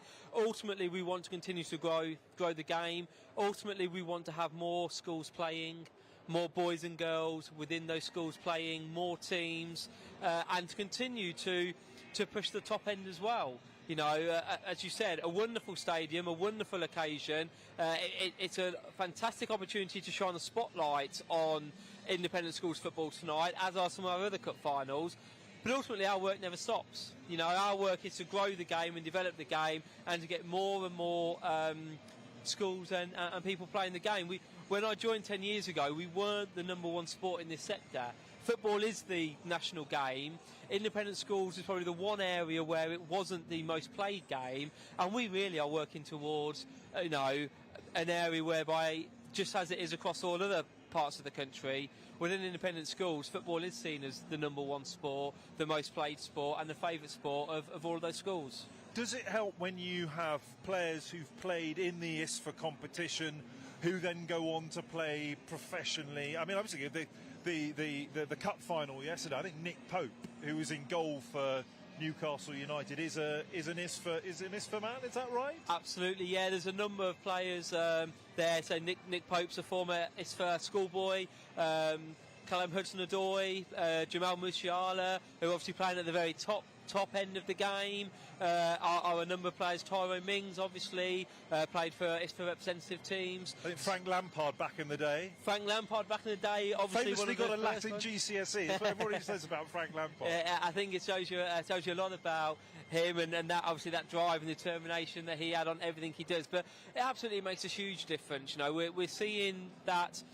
Getting a really good education, staying at school post GCSEs isn't a barrier for you to become a professional footballer. Most recently, probably the most recent one is Rhys Norrington-Davies, attended Royal Russell School, played in the Boodles ISFA Cup, and then went on to obviously play Sheffield United, played for Wales, played in a major tournament for Wales, having a few years earlier been playing in the Boodles ISFA Cup. So I think of Will Hughes, who plays in the Crystal Palace midfield, who was at Repton. Yes, absolutely, he's another one. Bradfield have got a couple of guys at Fulham at the moment, not in the first team, but potentially on their way here. We've got a couple of players out here this evening. Isaac England, who is playing for Shrewsbury, not just the school, but for Shrewsbury Town, and Carter Bowdery, from a Bradfield point of view, who's on Reading's books as well at the moment. Yeah, absolutely. And as I said, it's a really good opportunity for these type of players to showcase their ability, but also to take part, in an active school life, in an active school sports team, a football team, alongside their academies, and get the best of both worlds. They're at their academies, they're playing their academy football, they're hoping to make it to become a professional footballer and play at the very highest level, But I also bet the two lads you mentioned there are having an absolutely fantastic time here tonight, playing for their schools, with their friends, in front of their friends, in a fantastic occasion, trying to, hopefully, for one of them, go back to school tomorrow, a national champion. Yeah, well, let's wait and see. Just quickly, how much work goes into an evening like this? Because I would imagine your planning starts. Well, you have to secure the stadium, and I mean, we must be very thankful to MK Dons actually for the cooperation that they give us in an evening like tonight. Yeah, absolutely. I think this is our 15th year now at MK Dons. Wonderful supporters of ISFA, and we're incredibly grateful for the work that they do. As was mentioned earlier, that there's not many football grounds will allow you to use their facilities during the season, and we're very keen to have this final at this particular time of the year. But to answer your first question, yeah, a lot of work goes into it. Over the next 3 or 4 weeks, we've probably got the best part of 12, 15 finals at various levels to take part. As soon as all of those come to an end, we're pretty much straight into the planning process for next season, securing the venue, securing the dates, and then before you know it, the first round starts, and we'll be back up and away with everyone trying to make it here again. Fantastic. Ian, listen, thank you. I can see that the players are coming out for the start of the second half, so thank you very much indeed. And the Bradfield players are coming out onto the pitch now, so we'll say farewell from the commentary position as we swivel the camera back around, and you'll get a far better view than, I don't mean to be rude to you, Ian, but a far better view of the players. So the Bradfield players are back out for the start of the second half. The Shrewsbury players still making their way into the playing arena, although they're coming out now, led by their captain, Taish Bolingbroke, and we will see what the second half brings us in terms of action. Just looking now to see whether there are any particular changes, but it doesn't look like there are changes. Down on the Bradfield bench, I can see that David Chatwin and James Fox are deep in conversation, and the Shrewsbury subs away to our right-hand side are making their way down.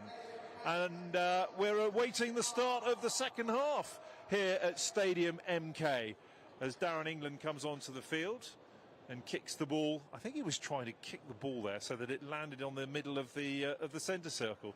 I can tell you that it didn't necessarily work. Shrewsbury players in a huddle, Bradfield players all lined up and ready to go for the start of this second half. And are Shrewsbury going to be able to make a comeback in this second half? They dominated possession, they dominated territory in the first half, but have they got the wherewithal to get the goal that they richly deserve after the first 40 minutes? On the other hand, I wonder what the Bradfield coaches have said to the Bradfield players, because there were some vulnerabilities in that first half, no doubt about it, from the Bradfield players. So Bradfield with Mihailov trying to get hold of the ball there, but he can't, and it's knocked about in midfield and well cleared away by Ashton Lee as the ball is scooped into, what is it, row, I don't know, G or H there of the stand away to our right hand side. So down in front of us is the Shrewsbury number 7, Monty Woodhouse. Out of play again, Shrewsbury straight onto the attack down this right hand side. Woodhouse getting hold of the ball, trying to get it through towards Taylor Barrow. Bradfield managed to get the ball away. Bowdery towards Robinson. No luck for Robinson getting the ball back towards Bowdery. Ted Pace with the throw. Settled into the first half, Ted. There were a couple of nervy moments in the first half for him, but he settled into it. Satsford, who was the player of the match for Bradfield in that first half. Good play by Shrewsbury there. Alfie Huntley asked the question of the referee, but he didn't manage to get the benefit of the doubt. Shrewsbury down that left-hand side, looking for the equaliser. Left-footed ball by Bolingbroke into the middle, headed away by Huntley. Down this right-hand side, they'll go again. Ball into the middle. That's a lovely little ball there, and Bradfield again managed to clear the ball away. He got it as far as Micah John. Micah John now looking up with Danny Mihailoff making a run in front of him. That's going to be an ambitious ball, trying to get it towards Mihailoff, and Shrewsbury will pick the ball up and get it down this right-hand side. Well played by Shrewsbury. Picked up, though, in midfield by Sam Robinson. Dispossessed, though, Bradfield. Bowdery back trying to tackle. Referee says play on. Pace back towards Sapsford. Hello, And, Johnny. Trevor Sorry and we're Giles are back. How was your half-time, gents? Well, we've got a cup of coffee in front of us, but guess why we're late, Johnny? Right, we're talking to your dad. Ah, right, okay, there we go. So that's right. So he stitched me up. But actually, to be fair, no, I had a little bit of a moment at half-time, a bit of an emotional moment. So I bumped into Malcolm Bailey and Richard Lewis. Malcolm Bailey is the reason I became a geography teacher. He absolutely inspired me to do the subject at sixth form and then university, helped me get my first job. And he taught at Charterhouse for 30 years, or ran the football for 30 years. Absolute inspiration, and I just had my photo taken with him and Richard Lewis, who's my cricket pro there as well, who I first met in 1976. So for me, it's wonderful, wonderful moment. So really, really nice. We have Malcolm Bailey to thank for your geography teaching, Trevor. We do right? indeed, absolutely. Thank is one word. I could think of a few Here's others. Sam Robinson down the left-hand side, tries to get the ball into the middle. It's really well defended by Monty Woodhouse, and it's going to be a corner. No, it's not. It's going to be a goal kick. It came off Robinson in the challenge there, Johnny. A goal kick. Well, Giles, I wonder whether Steve Wilderspin's words are going to create some magic in this second half. Again, Shrewsbury started brightly in the second half. They've battled away in midfield, but as yet, nothing to show for it.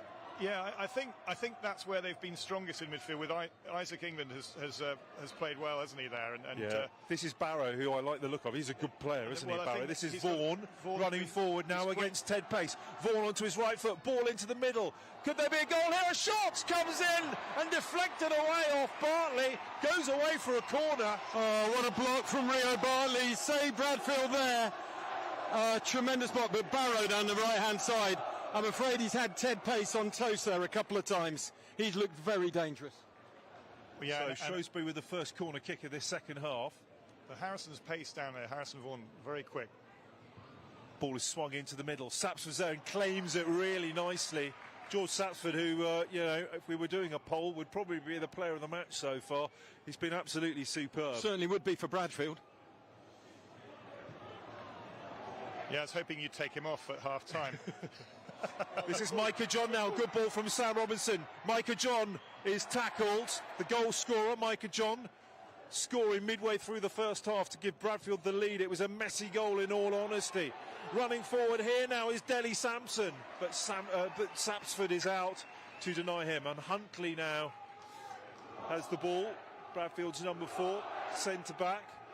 Here's James Gerrard, right-footed, sending the ball forward. Good interception from Shrewsbury at the back. Bartley to Pace, Pace to Ashton Lee, and back towards Ted Pace. Pace now forward. Micah John doesn't leap for that one. Of course, Ted is the second most famous Ted at Bradfield College after my dog, who you can follow on Instagram at the Westy Ted. Ball over on the left-hand side. This is Bergin trying to get inside Gerrard. Almost does. Bowdery manages to get a foot in there. This now is Will Mayer. Will Mayer out on the right-hand side. Ball into the middle. Really nice play at Sonny Bowen's feet. Ball in again, but Huntley gets a left foot to it this time.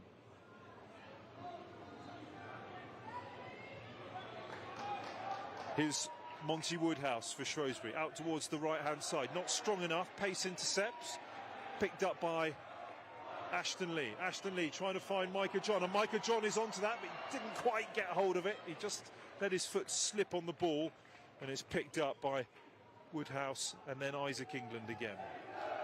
Yeah, that ball over the top. He's just got behind his defender a couple of times there, Micah John, but his controls just let him down. But you'd like to think that maybe one of those chances might just break a little bit better for him. Here is Bertie Duplessis, all in blue. And out towards the right-hand side it goes to Monty Woodhouse. Forward to the dangerous Barrow. Barrow just shows a little bit too much towards Rio Bartley, and then Ted Pace to Ashton Lee, and first time balls find the ball back towards Rio Bartley. Bartley, lovely stuff from Rio. Taught him GCSE English. He was a good in the English classroom. Here now is Bowdery. Bowdery forward to Micah John. And over on the right-hand side is Sam Wills, who's completely unmarked, and he can't find him. Micah John left-footed shot, but Wills he had the freedom of Milton Keynes, no roundabouts to negotiate, and he didn't get hold of the ball. Micah went on his own, which was a bit of a shame from a Bradfield point of view. Yeah, we had a great view from up here. We could see it developing. Micah down the left-hand side, and Sam Wills was, as you say, Johnny, in acres of space on the right-hand side there. But he just didn't get his head up, or just couldn't get the ball across to him. And like all good strikers, went for shot. Yeah, I think he probably could have actually, if he'd sent it across earlier, he was almost too late by the time he had looked up and he shot. But Shrewsbury lost it in the middle of the park there, slightly casually, and it's amazing, isn't it, how quickly the game can turn if you lose possession in the middle of the field. They call it these days, don't they? Transition. The transition from one team to another. Battling for the ball there is Carter Bowdery. Bowdery is on the books of Reading.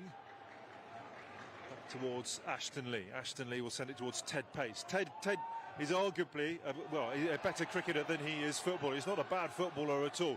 But running down the right-hand side now is Harrison Vaughan, who's looked really, really dangerous whenever he's got hold of the ball. Then it's on inside to Tyler Barrow.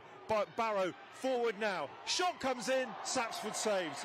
It was a snapshot there from Delhi Sampson, but it was straight at the goalkeeper Sapsford, and Sapsford managed to get hold of it. Sapsford clears upfield. It's well defended by Quareforth. Quareforth gets the ball forward towards Isaac England. England forward and gets the ball beyond Pace now. And here's Harrison Vaughan into the area. Gets the ball into the middle. Could there be a first-time shot from Shrewsbury? Ball comes in and a great save. Another great save from Sapsford.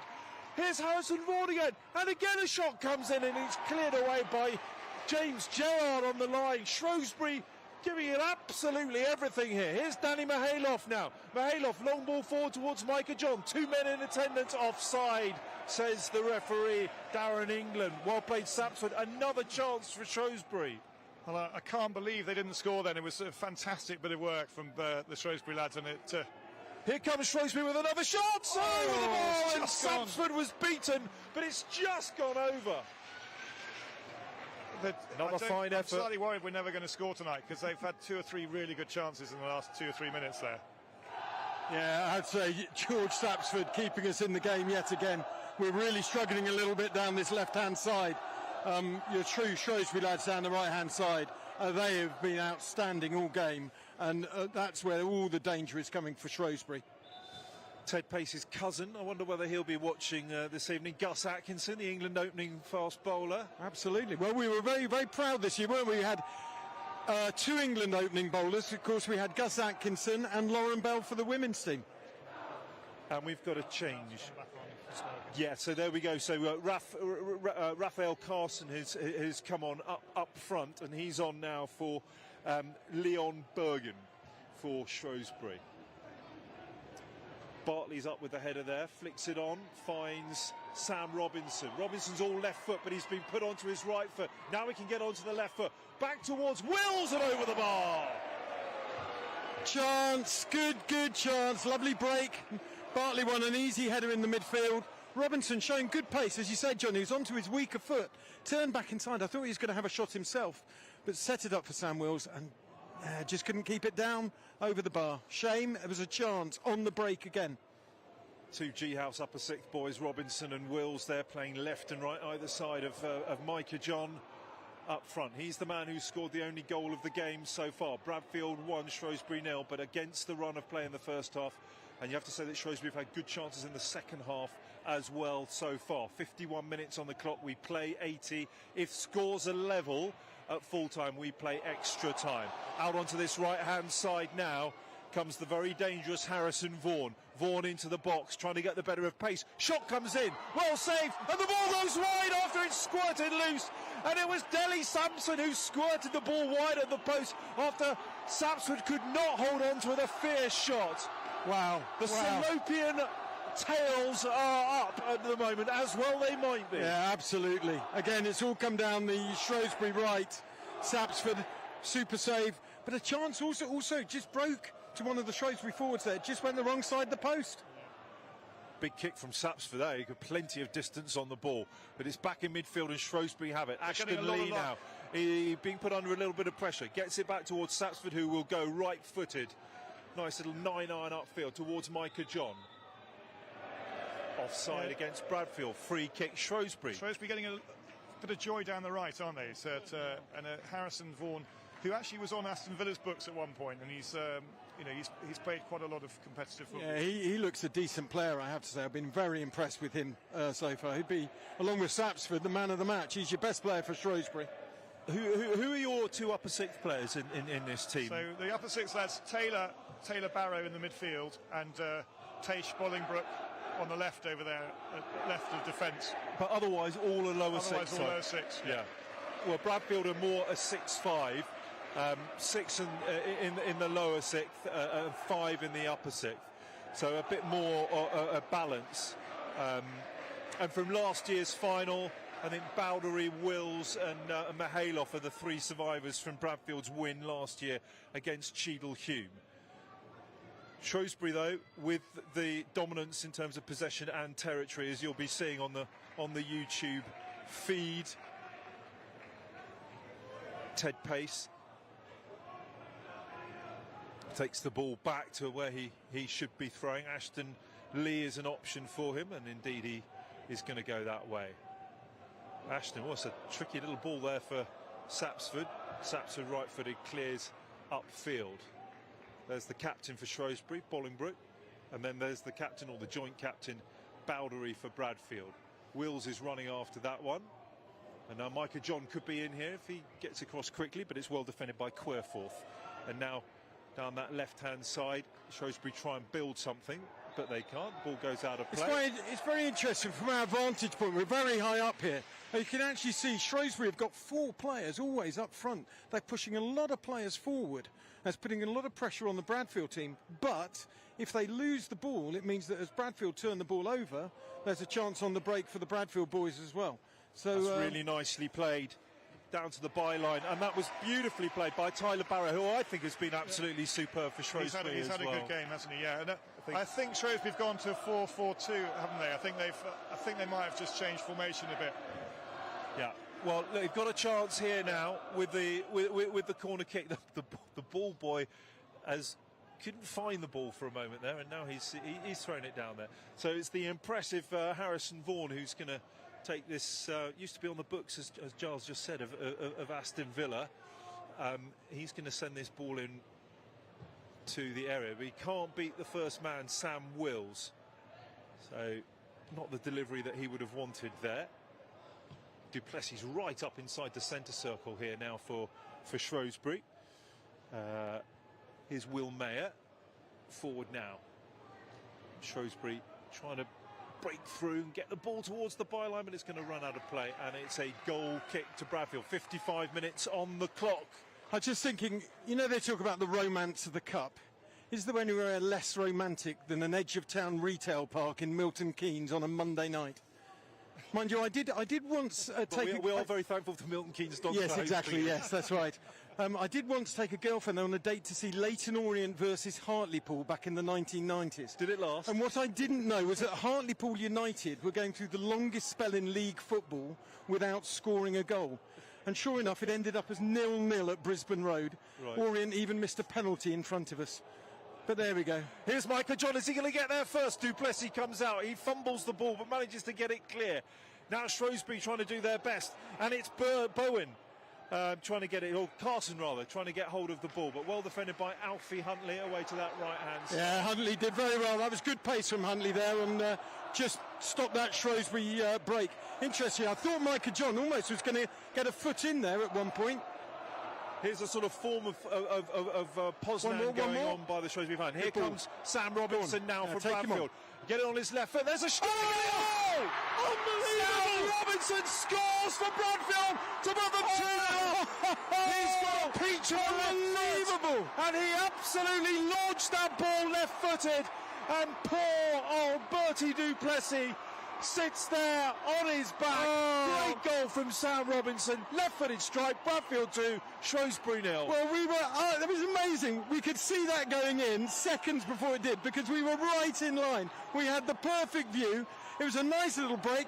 Micah John knocked it out wide to Sam Robinson. He had space.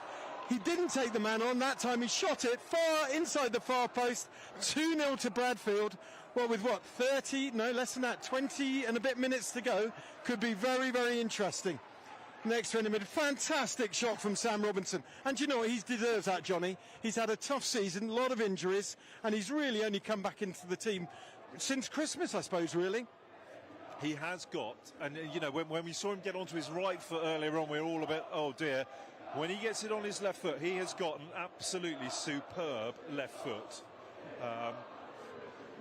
And the shoes are off from the Bradfield fans at the moment, which they did last year. Shoes off if you love Bradfield.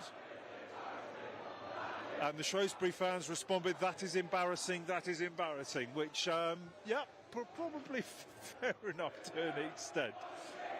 So, here's Shrewsbury now, trying to get something in terms of a response. Because it is always quite nice, though, isn't it? Sort of schoolboy chanting at football matches. Very genteel stuff. Yeah. Right, Sapsford. I wonder what Shrewsbury can do, Giles, in terms of now trying to get. What are they going to do? Pile more men forward? Have they got options on the bench? Well, they have got a few options on the bench, but I think that are going to change the game. I think they're best 11 on the pitch, definitely. But you never know. It's always a chance for someone to come on and make a difference, isn't there? But I think at this stage, 2-0 down with 20 minutes to go, they've just got to keep going. They've got to believe, and it looks like Leon Bergen's going to come back on. Bergen is coming back on, and he was very good in that first half down the left-hand side, and actually, they've done really well, Shrewsbury, in terms of the way that they've attacked down those wide areas, and that I think is where they're going to potentially get some good news. Coming off the pitch is Delhi Sampson. But again, if you've just tuned in, first of all, welcome to Stadium MK. We played nearly an hour of this ISFA Cup final, this Boodles ISFA Cup final between Bradfield and Shrewsbury, and it is 2-0 to Bradfield, and we play 40 minutes each way, so we have 20 minutes, almost halfway through the second half. And of course, on Saturday, Johnny, we've got the Arthur Dunn semi-final that the old Bradfieldians are in. Hold on, there's a little bit of pushing and shoving going on. I think the referee is going to sort out. We might describe that as schoolboy stuff. Yeah, the Arthur Dunn semi-final on Saturday. The old Bradfieldians are playing the old Alanians on Rectory 1, so at home at Bradfield. Now, of course, Bradfield have never won the Arthur Dunn Cup, so it would be fantastic if we could manage to do that for the first time this year. Up front is 38-year-old Justin Ford, who terrorises defences as much as he terrorised me in my boarding house all those years ago. So if you're an old Bradfieldian, get down to Rectory 1 on Saturday, 12 noon, and hopefully the OBs can also get into the Arthur Dunn final. Of course, Salopians have won it a few times. I had a nice text from mate James Skelton, who was in goal for the 95 final. They won 2-1, 2 goals from David Honeychurch, who was the captain that day, who also sent me a nice message. So hi to Skelly and all the old Salopians from that era. I hope you enjoyed listening and watching, but obviously the score at the moment not in your favour. But still 20 minutes to go, and that's a nice diagonal ball through. Sapsford will come in and takes that ball and will roll it out. Does he to Pace? Yes, he does. Ted Pace in the left-back position. Sam Robinson, the man who scored the second goal, is there. Ashton Lee just has to get out of the way of that ball, which returns its way back towards Sapsford. Controlled in midfield by Wills. Bowdery out towards the left-hand side towards the goal scorer Robinson. Again, Robinson in towards Bartley. Bartley tries to get it back towards Robinson. Bartley, he didn't quite weight that ball properly, because if he had, he would have got it through to Micah John. Good tackle by Bowdery. Here's Wills now with the shots and wide. Giles, Salopian old boys football. Trevor's just told us all about the Bradfieldian football. How is the Salopian, old Salopian football? They're in rude health. I know that Joe Collings is playing up front for the old Salopians these days, and I don't think he ever graced the first 11 at Shrewsbury School, but he's a pocket rocket, a dynamo, and apparently a very popular member of the team when he turns up. But I have to say, that's a terrible thing to say, I actually don't know how they got on in the Arthur Dunn this year. I believe they got through a couple of rounds. But no one's told me. That's a terrible thing to say, isn't it? Old boys football is fantastic, and it's great. Yeah. That's lovely play by Sam Wills. Wills now towards Bowdery. Bowdery onto his left foot. He's got 3 men around him, though. He's going to find it very difficult to negotiate his way past them. Bowdery going one way, then the other. Gets it back towards Pace, and Pace slightly overruns it, and it's out of play, and it's Shrewsbury who will try and do something through Monty Woodhouse into the midfield. Here's Barrow. Barrow looks up, out towards Harrison Vaughan. Well fought back, though, by Bowdery.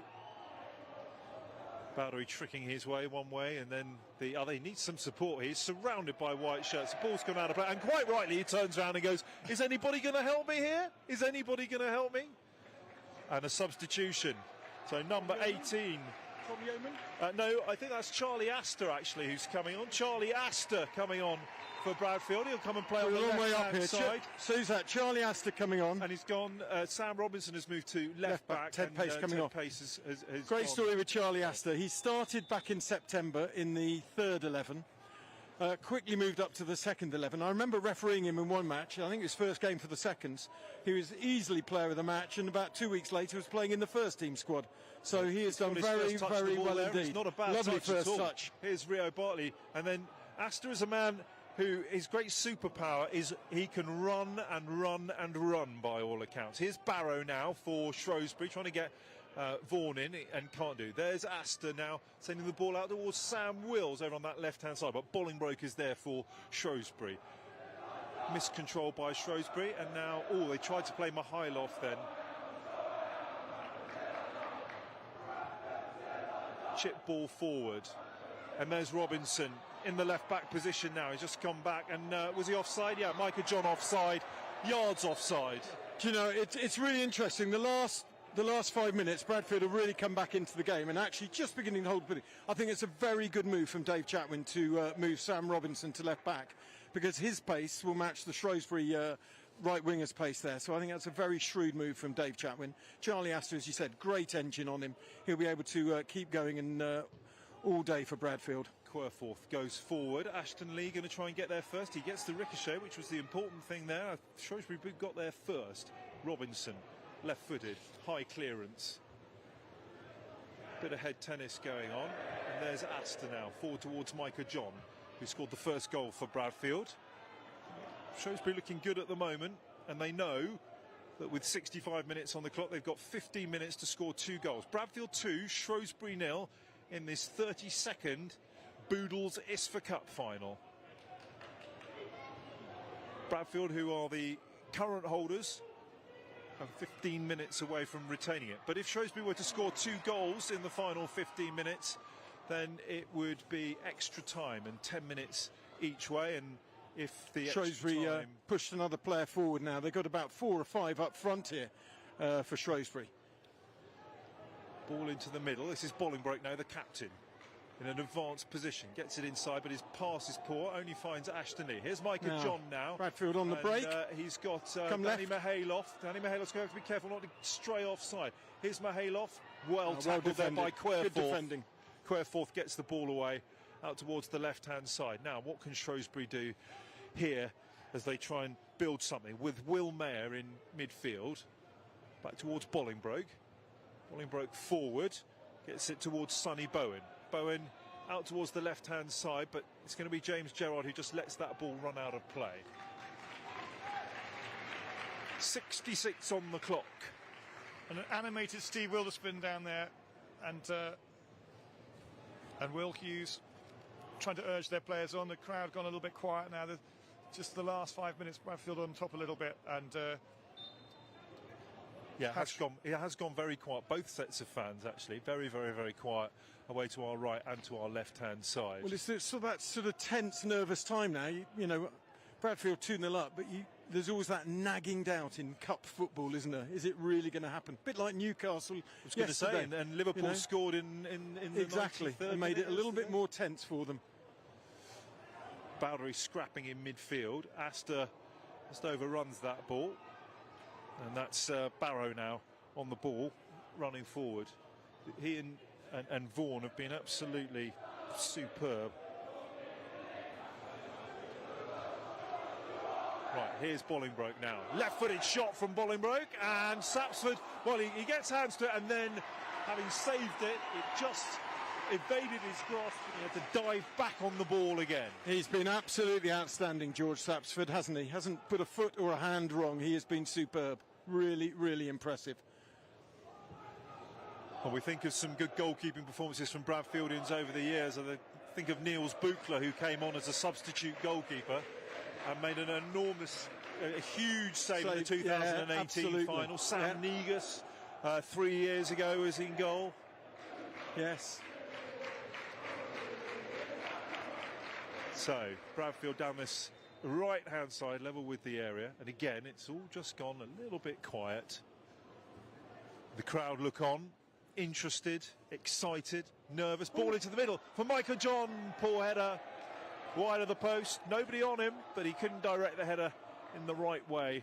12 minutes left of the Boodles' ISFA Cup I could final. see Bradfield scoring another goal here, because I think that the Shrewsbury lads they have to go for it now, don't they? And so you've got to. You think they're going to be leaving some gaps at the back. Here is Barrow driving forward, as he has done on several occasions during this game. Out towards Harrison Vaughan. Vaughan coming forward onto his left foot. Shot comes in. Did it hit a hand? No, it didn't. Ball is cleared away by Bradfield. And again, the pressure comes in. This is Monty Woodhouse this time. Out towards Sonny Bowen. Sam Robinson boots the ball upfield. Now, Micah John, what can he do? Querforth does well. Gets the ball back towards his keeper, Duplessis. Duplessis out towards the left-hand side. And this is the Shrewsbury captain, Bolingbroke, now running forward into midfield towards Isaac England. He looks up, gets the ball forward to Harrison Vaughan. Out towards the left-hand side, except it doesn't. And James Gerrard can pick up the ball. Micah John now with Danny Mihailoff running through the centre. There's the ball there. Bowdery, Wills. Looking up, good tackle by Isaac England. Left-footed ball goes forward. Huntley chasing after that one. Huntley will just win that race with Raphael Carson, and it goes away, and it's a corner to Shrewsbury. Good work from Carson. Good work there. He put pressure on the defender, made him make a mistake, and actually won something out of nothing, really. So I think Shrewsbury need to score now if they're going to get back into this. I was going to say, this is it, 10 minutes to go, and if they score here, it will be very, very interesting in the final 10 minutes. Interesting is one word, nervy. Nervy from our point of view, Johnny. All right, so the corner is going to come in. Sapsford with both hands in the air, making himself as big as possible. Perhaps a touch of cramp over there on the far side, some stretching of limbs. It looks like, I think Leon Bergen might be injured, actually. He's coming off again, and Delhi's coming on. Yeah, Delhi Sampson coming back onto the field of play, so a change here, a slight hiatus in proceedings. Delhi Sampson onto the field of play. Lined up, Bolingbroke's there, as is he's at the back post with Wills in attendance. Ball comes in, Sapson punches away, cleared away. Bowdery is chasing after that one. Woodhouse out towards this right-hand side. Isaac England, left-footed ball. That's a delicious ball into the box, but Sapsford, again, very, very safe under that ball from the left-footed ball that came in. Here's James Gerrard now of Army House. And this is nice little interplay here. This is beautiful play from Bradfield. Now into the middle. This is the best passenger play that they've had. Here's Micah John now. Oh, the heavy touch there. John, right-footed shot over the bar. That was really good. Good football. Good football from Bradfield. Oh, that was a lovely move from the goalkeeper down the right-hand side. But they had space. Giles, as you said, I think the Shrewsbury players might be getting a little bit tired now, and there's space opening up for both teams. But that was a lovely move from Bradfield. And when it went on to his right foot, you just thought, oh, is he going to kill that one top corner? But no, row what? I saw him. He scored a goal with his right foot in a house match that we had. And you know, I think from where watching, it doesn't look that quick. He can really shoot. This is Carter Bowdery now, running up towards the edge of the area. Bowdery wide. Goal kick, Shrewsbury. Yeah, that could have been another one, couldn't it? And again, with that, I think the Bradfield. What's impressed me is that that second goal was a very precise strike, and it's what perhaps Shrewsbury just missed, that little precision in front of goal. Here's Mihailov now, the Bulgarian, with the captain's armband on this evening. Although he and Carter Bowdery have both been joint captains, but it's Mihailov who has the skipper's armband on. I wonder whether Messrs Fox and Chapman will be making any further changes. 72 minutes on the clock. Always an element, perhaps, that you want to give somebody a little run out. I know. I was just thinking exactly the same thing, Johnny. It's tough for the guys on the bench. They'll be desperate to get on, but also they'll be desperate to get on the guys on the bench. But at the same time, they know the game is still very much in the balance. If Bradfield were to score a third, then they might be more tempted to do that. I wonder, Giles. We've seen the same substitute, Deli Sampson, on and off. Is there anybody else that can unlock the Bradfield defence? Well, I'm not sure they're going to get an option, but you'd like to think someone with fresh legs might make a little difference now. But we'll be tired because a pitch that is pretty big that they're playing with. The whole occasion itself will have been sapping. Bowdery running forward now, out towards the left-hand side. He'll look to Astor. Right-footed, or attempting with the outside of his right boot to play in Micah John, but it didn't quite work for him. Yeah, I'm not quite sure Charlie Astor was quite good enough to play that ball like that. But nice play from Carter. He won the ball well and just moved it forward sensibly there. James Gerrard will pick that ball up. Well, actually, he'll wait for Sapsford to come, and then he'll pick the ball. And he's in no rush with 73 minutes on the clock. It's Bradfield 2, it's Shrewsbury 0, and we're edging in towards the final stages of this match here at the MK Dons Stadium. Bradfield win this, it'll be their third win in 4 years. The dominant force in Independent Schools Cup football at the moment. They've got an S for semi-final on Thursday. Aston now down the left-hand side, finds the goal scorer in the middle. Goal. Robinson, left-footed ball into the box, and running in at the near post was Micah John, but didn't get hold of that one at all, and it's gone for a goal kick. And Duplessis really hurrying Dave Chapman will be screaming at them to get back now. We've just had 4 men sort of up in the Shrewsbury penalty area, and now Shrewsbury have got a little bit of space on the break here over on the far side. They are over onto the left-hand side. Cutting in field is Sonny Bowen.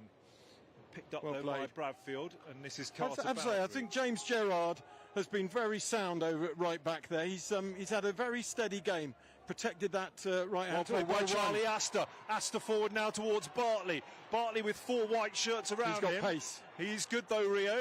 Let's go into the middle. Finds Astor. Astor, he didn't really stretch there for a substitute. He didn't quite manage to get the ball away. It's going to be a throw to Bradfield, far side of the pitch. Yeah, do you know what? I think that James Gerrard has had a very steady game there over at right back. And actually, to be fair, Ashton Lee and Alfie Huntley, I know Shrewsbury have created chances, but again, the two of them have played pretty well in the middle of the park. Haven't made many mistakes, but I think Shrewsbury have just played very well, particularly down this right-hand side. Shrewsbury right-hand side. We haven't seen as much of Shrewsbury down the right-hand side in recent times, actually. Well, that's because Dave Chapman made that change, putting Sam Robinson at left back, shored it up a little bit back there. Ooh, well played. Yeah, that was really good. Please from Deli Sampson running forward, tackled by Bartley and Bowdery, but he's got the free kick, and Shrewsbury will take it quickly. And here he is, the danger man now, who's been really, really impressive. Harrison Vaughan, left-footed ball, getting its way towards Sonny Bowen. Bowen can't quite keep the ball in play, he's gone out, and it's going to be a Bradfield move. So coming on for Bradfield now, Aris Contadouros, who's in the 5th form at Bradfield. So he'll be the youngest player on the pitch. Yeah, one of 2 5th formers in the squad. Here been Pablo Monferrer. It's been 3, Trevor, because there's Archie Hume, who's the reserve goalkeeper. Oh, sorry, John. I didn't know that. Of Stonehouse, your house. Yeah, good for Aris to come on. He's got a lot of pace, a lot of energy. It's been tough for those 2 5th formers, actually, being in part of a sort of 6th form squad. And I have to say, hats off to all 3 of them. They've done really well. Aris coming on now, getting a great cheer from the Bradfield boys and girls down here in front of us. So Aris comes off, and is that It's not Danny Mihailov coming No, off. far side, Sam Wills. Sam Wills has come off. So Sam, who's was part of the team last year that won. There's Robinson infield to Mihailov to Baldry, and then up towards Ashton rather. And now this is Gerrard now stretching his legs, moving forward. James Gerrard! What a run from James Gerrard! His eyes have lit up, and that was the most obvious thing that was going to happen there. I don't think he could quite believe where he was. Nosebleed territory for James Gerrard. I don't think any of us could believe where he was. What a great run from James there. Fantastic effort. He's now quickly jogged back to his safe position at right back over there. Great character, James, and that would have absolutely brought the house down if he'd managed to score them. But he kept on going. It was a really good moment here. Do they still have the Chris Saunders golden moment of the game, Johnny? I don't know. Goodness knows. I don't know. Ashton Lee, who's been solid as a rock this evening, apart from very early on in the game where he tried to be a little bit too adventurous. Here's Mihailov now, edge of the area, turns. Is that offside? No, it's really good defending from Querforth. Querforth out towards Sonny Bowen, picked up by James Gerrard. Gerrard out towards the right-hand side. This is Aris now on the ball, back, and lovely little play over on the right-hand side. Left-footed ball comes in, going to be cleared away by Shrewsbury, only so far as Delhi Sampson. Right, what can Shrewsbury do? Couple of minutes left. Well defended by Sam Robinson, getting the ball away. Aris gets hold of the ball, chasing after that ball, but can't get there. And this now is Sonny Barrow. Barrow running forward. Sonny Bowen always looking busy over on that left-hand side. Can Shrewsbury score a goal to make the last few moments interesting? Takes a ricochet off Ashton Lee, and it's going to be a corner. It's now or never, Giles, for Shrewsbury. It's now or never. Come on, the lads. Let's see if they can get one back and make it interesting for the last couple of minutes. They're looking tired, the Shrewsbury lads. They've given everything. It's been a fantastic display. And the chant of Salop, Salop is going up. Ball into the middle. Well defended by Bradfield, but it's a second chance. Left-footed ball into the area. This could be dangerous for Bolingbroke now. Gets the ball, left-footed ball. He's going to get a corner over on that far side. That could have been the captain's moment. The captain ready to rifle one into the top corner, but he'll have to wait for another second or two. Right, so we're in the 79th minute. Bradfield on the verge of their retaining the Boodles ISFA Cup. They are on moments. Ball comes into the middle. Heads go up. Micah John clears the ball away. And Bradfield can get that ball out of the area now. Just keep your foot on the ball. There's 5 on 3 here. There's 5 on 3 as Bradfield going forward. They've got to stay on side, though. Great pace. He's still going. He tried to take his man on. That's really good defending from Monty Woodhouse. That was fantastic defending. Bradfield throw in. There will be no rush at all to take this one. And a substitution. And Tom Yeoman of Stonehouse is coming onto the field of play, which is a great moment for him. And Kieran Evans is the other player coming on, and they will get a little taste. So Yeoman in the Stonehouse upper sixth, Kieran Evans in the G House lower sixth, and a lovely moment for them to be come on as the clock hits 80 minutes. I'm not sure whether they'll get Alfie to touch the Hundley ball. coming off. He's done very well. And Micah John coming off as well, the scorer. Yeah, well, he got the first goal, poacher's goal, had chances. 2 minutes of added on time.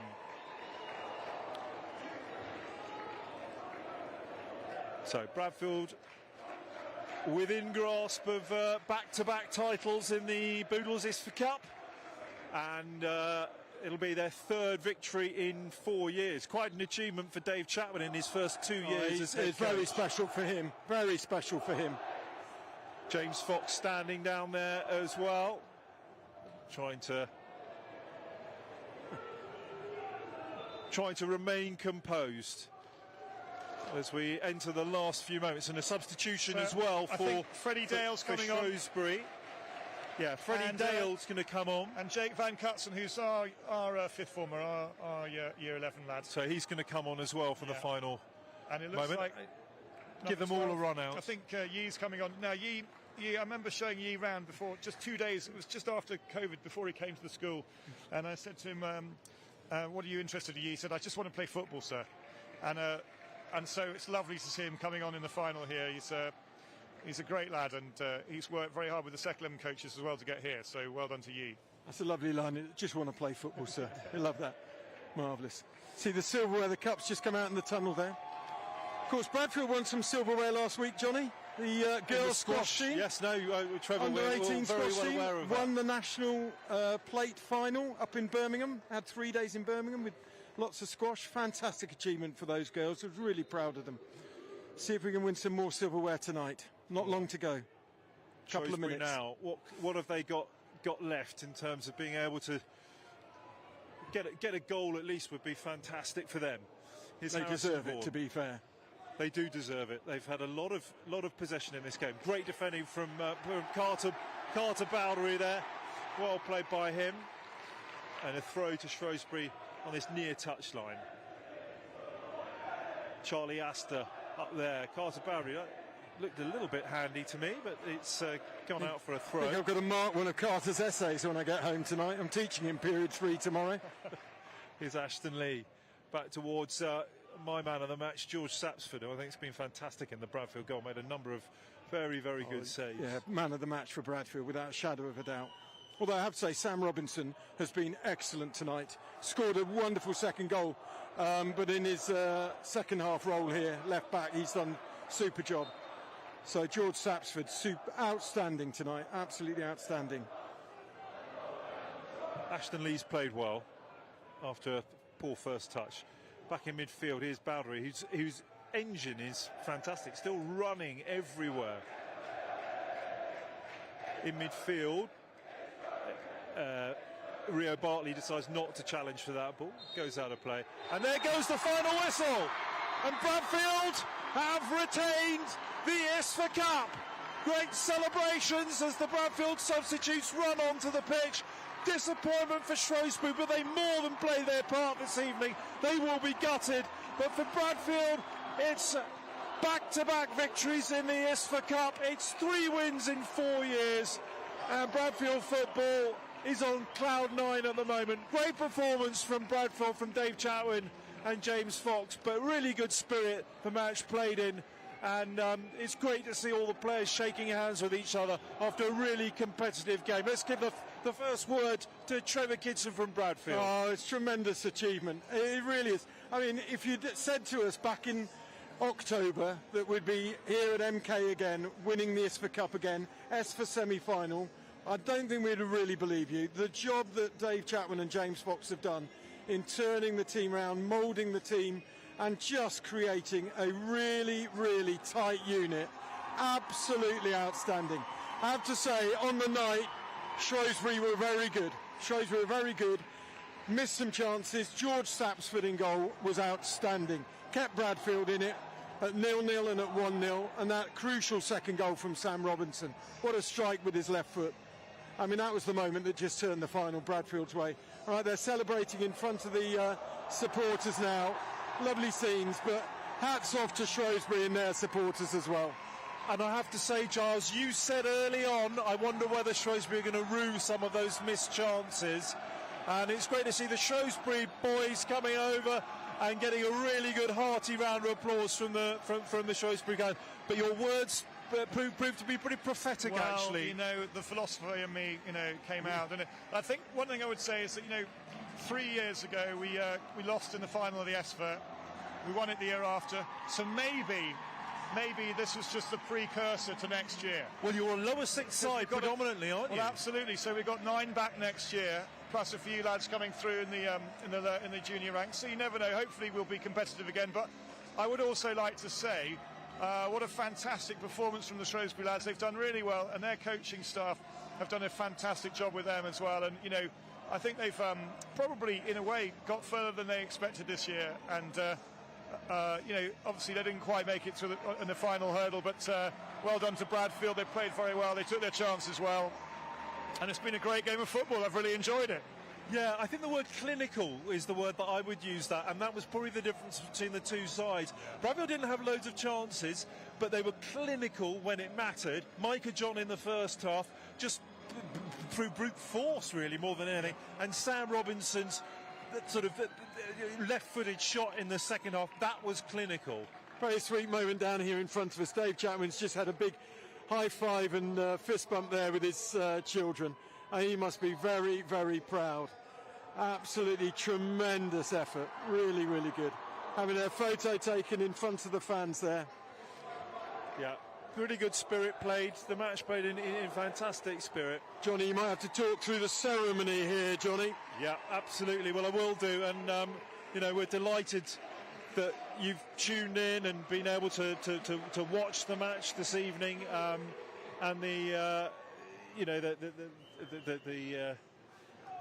the delegates are down there, the important people, the guests of honour, the chairman of ISFA. So the Kevin Nibbs is the chairman of the Independent Schools Football Association. He's the headmaster of Hampton School, so he's here. Richard McDermott is tonight's guest of honour. He is the he's the company secretary of the Football Association, and so he will be handing out the prizes. And well played to Darren England as well, who'll now go forward as well and receive his medal. Terrific job from him this evening, and the two assistant referees. And now Shrewsbury will go up and collect their medals. And as you say, Giles, next year, you know, with 9 back from that team, here they come, led by their skipper, Tash Bolingbroke, and you know, they will be gutted, but they can hold their heads up very, very high, you know, in terms of going forward. And all I can say is that Bradfield were here 3 times before they won it 3 times. So, you know, they were here twice before they won it. I know they'll be disappointed, but a terrific effort from the Shrewsbury boys. Yeah, they'll be disappointed, but I hope they do take something away from it and realise that actually, you know, it's wonderful to play in a stadium like this on a night like tonight. They won't forget it. They'll be upset that they've lost, but actually, when they settle down, they'll still look back on it and think, well, that was a good occasion. And as you say, I think there's plenty of optimism, I think, in the Shrewsbury camp, and there's, you know, the football's in rude health. We've got some good youngsters coming through, and yeah, let's hope from a Shrewsbury point of view we'll be back next year with a bit more luck. And here comes the moment now where Bradfield can go forward and collect their medals, and they can lift the cup. You can see Micah John is the first man going forward. So Micah John going up first of all and collecting his medal, number 15. And some George Sapsford getting his medal at the moment, and Aris and Pablo Monferrer and Charlie Astor. Great moments for these young players. Good old Pablo there, my tutee. I know he didn't get on tonight, but he's been part of the squad all season. Tom Yeoman, Archie Hume, Sam Wills, James Gerard, Alfie Huntley getting his. There's Rio Bartley now. And then Danny Mihailoff and, Ashton Lee and Sam Robinson, who scored the second goal. The joint captains, Carter Bowdery and Danny Mihailoff, will go up and they'll collect that trophy together. You can see David Chatwin and James Fox, and all the camera phones are out at the moment as the 2 Bradfield captains step forward, both in the D House upper sixth. They will collect that trophy. Bradfield lift the trophy in consecutive years. It is the 3rd time in 4 years, and Bradfield lifting that trophy. It is their 4th ever win of the ISFA Cup. Yeah, only Millfield with 5 wins above us now. That is a tremendous effort, really, really tremendous effort, and a team effort. I have to say, a team effort, not a team of individuals. That was a real team effort tonight. Well, listen, thank you so much for joining us at the Stadium MK this evening for the ISFA Cup final. We've highly valued you tuning in to watch. It's the first time that we've done a live stream of the ISFA Cup final. And we hope you've enjoyed it. We hope you've enjoyed the commentary. We hope you've enjoyed the pictures. It's been a great evening for independent schools football. As Bradfield celebrate away to our left, we congratulate them. Shrewsbury in a huddle away to our right-hand side. We commiserate with them, but, you know, without wanting to sound too trite, football's the winner, Trevor. Yeah, they'll be back. Shrewsbury will be back. They were a good team tonight and played very well. As you said, Giles, earlier, clinical finishing the difference, I think. Yeah, so final thoughts from first of all, you, Giles? Well, I hope everyone at home has enjoyed the game. You know, I'm just thinking of people like Robin Trimby, one of the great old coaches from past times, and when you were talking about Ted earlier, your dog called Ted, I called my dog Ted after Ted Maidment, who is, of course, the headmaster at Shrewsbury School, who appointed me, actually. He was my housemaster at Lancing, and I called my dog Ted so that I could shout, "Ted!" at him. And but Ted's great friend was Ken Sherwood, a great old Salopian, who, of course, took Lancing to 3 Arthur Dunn wins in a row in the 1980s, I think. And I know if Ken would be looking down from the heavens and enjoying this game, and I think, you know, I think he didn't actually go to Bradfield, but he was at Madewell Hall, and then he went to Shrewsbury, and he's kind of one of those legendary figures in football. Ken Sherwood, an absolute legend, Giles, thank you so much for your company this evening. Well, I feel like the filling in a Bradfield sandwich, but next year I want to be back here. And I want it to be the other way round. Well, Giles, thank you so much. And Trevor, final word, I guess. Here we go. The cup is being lifted. Big cheers.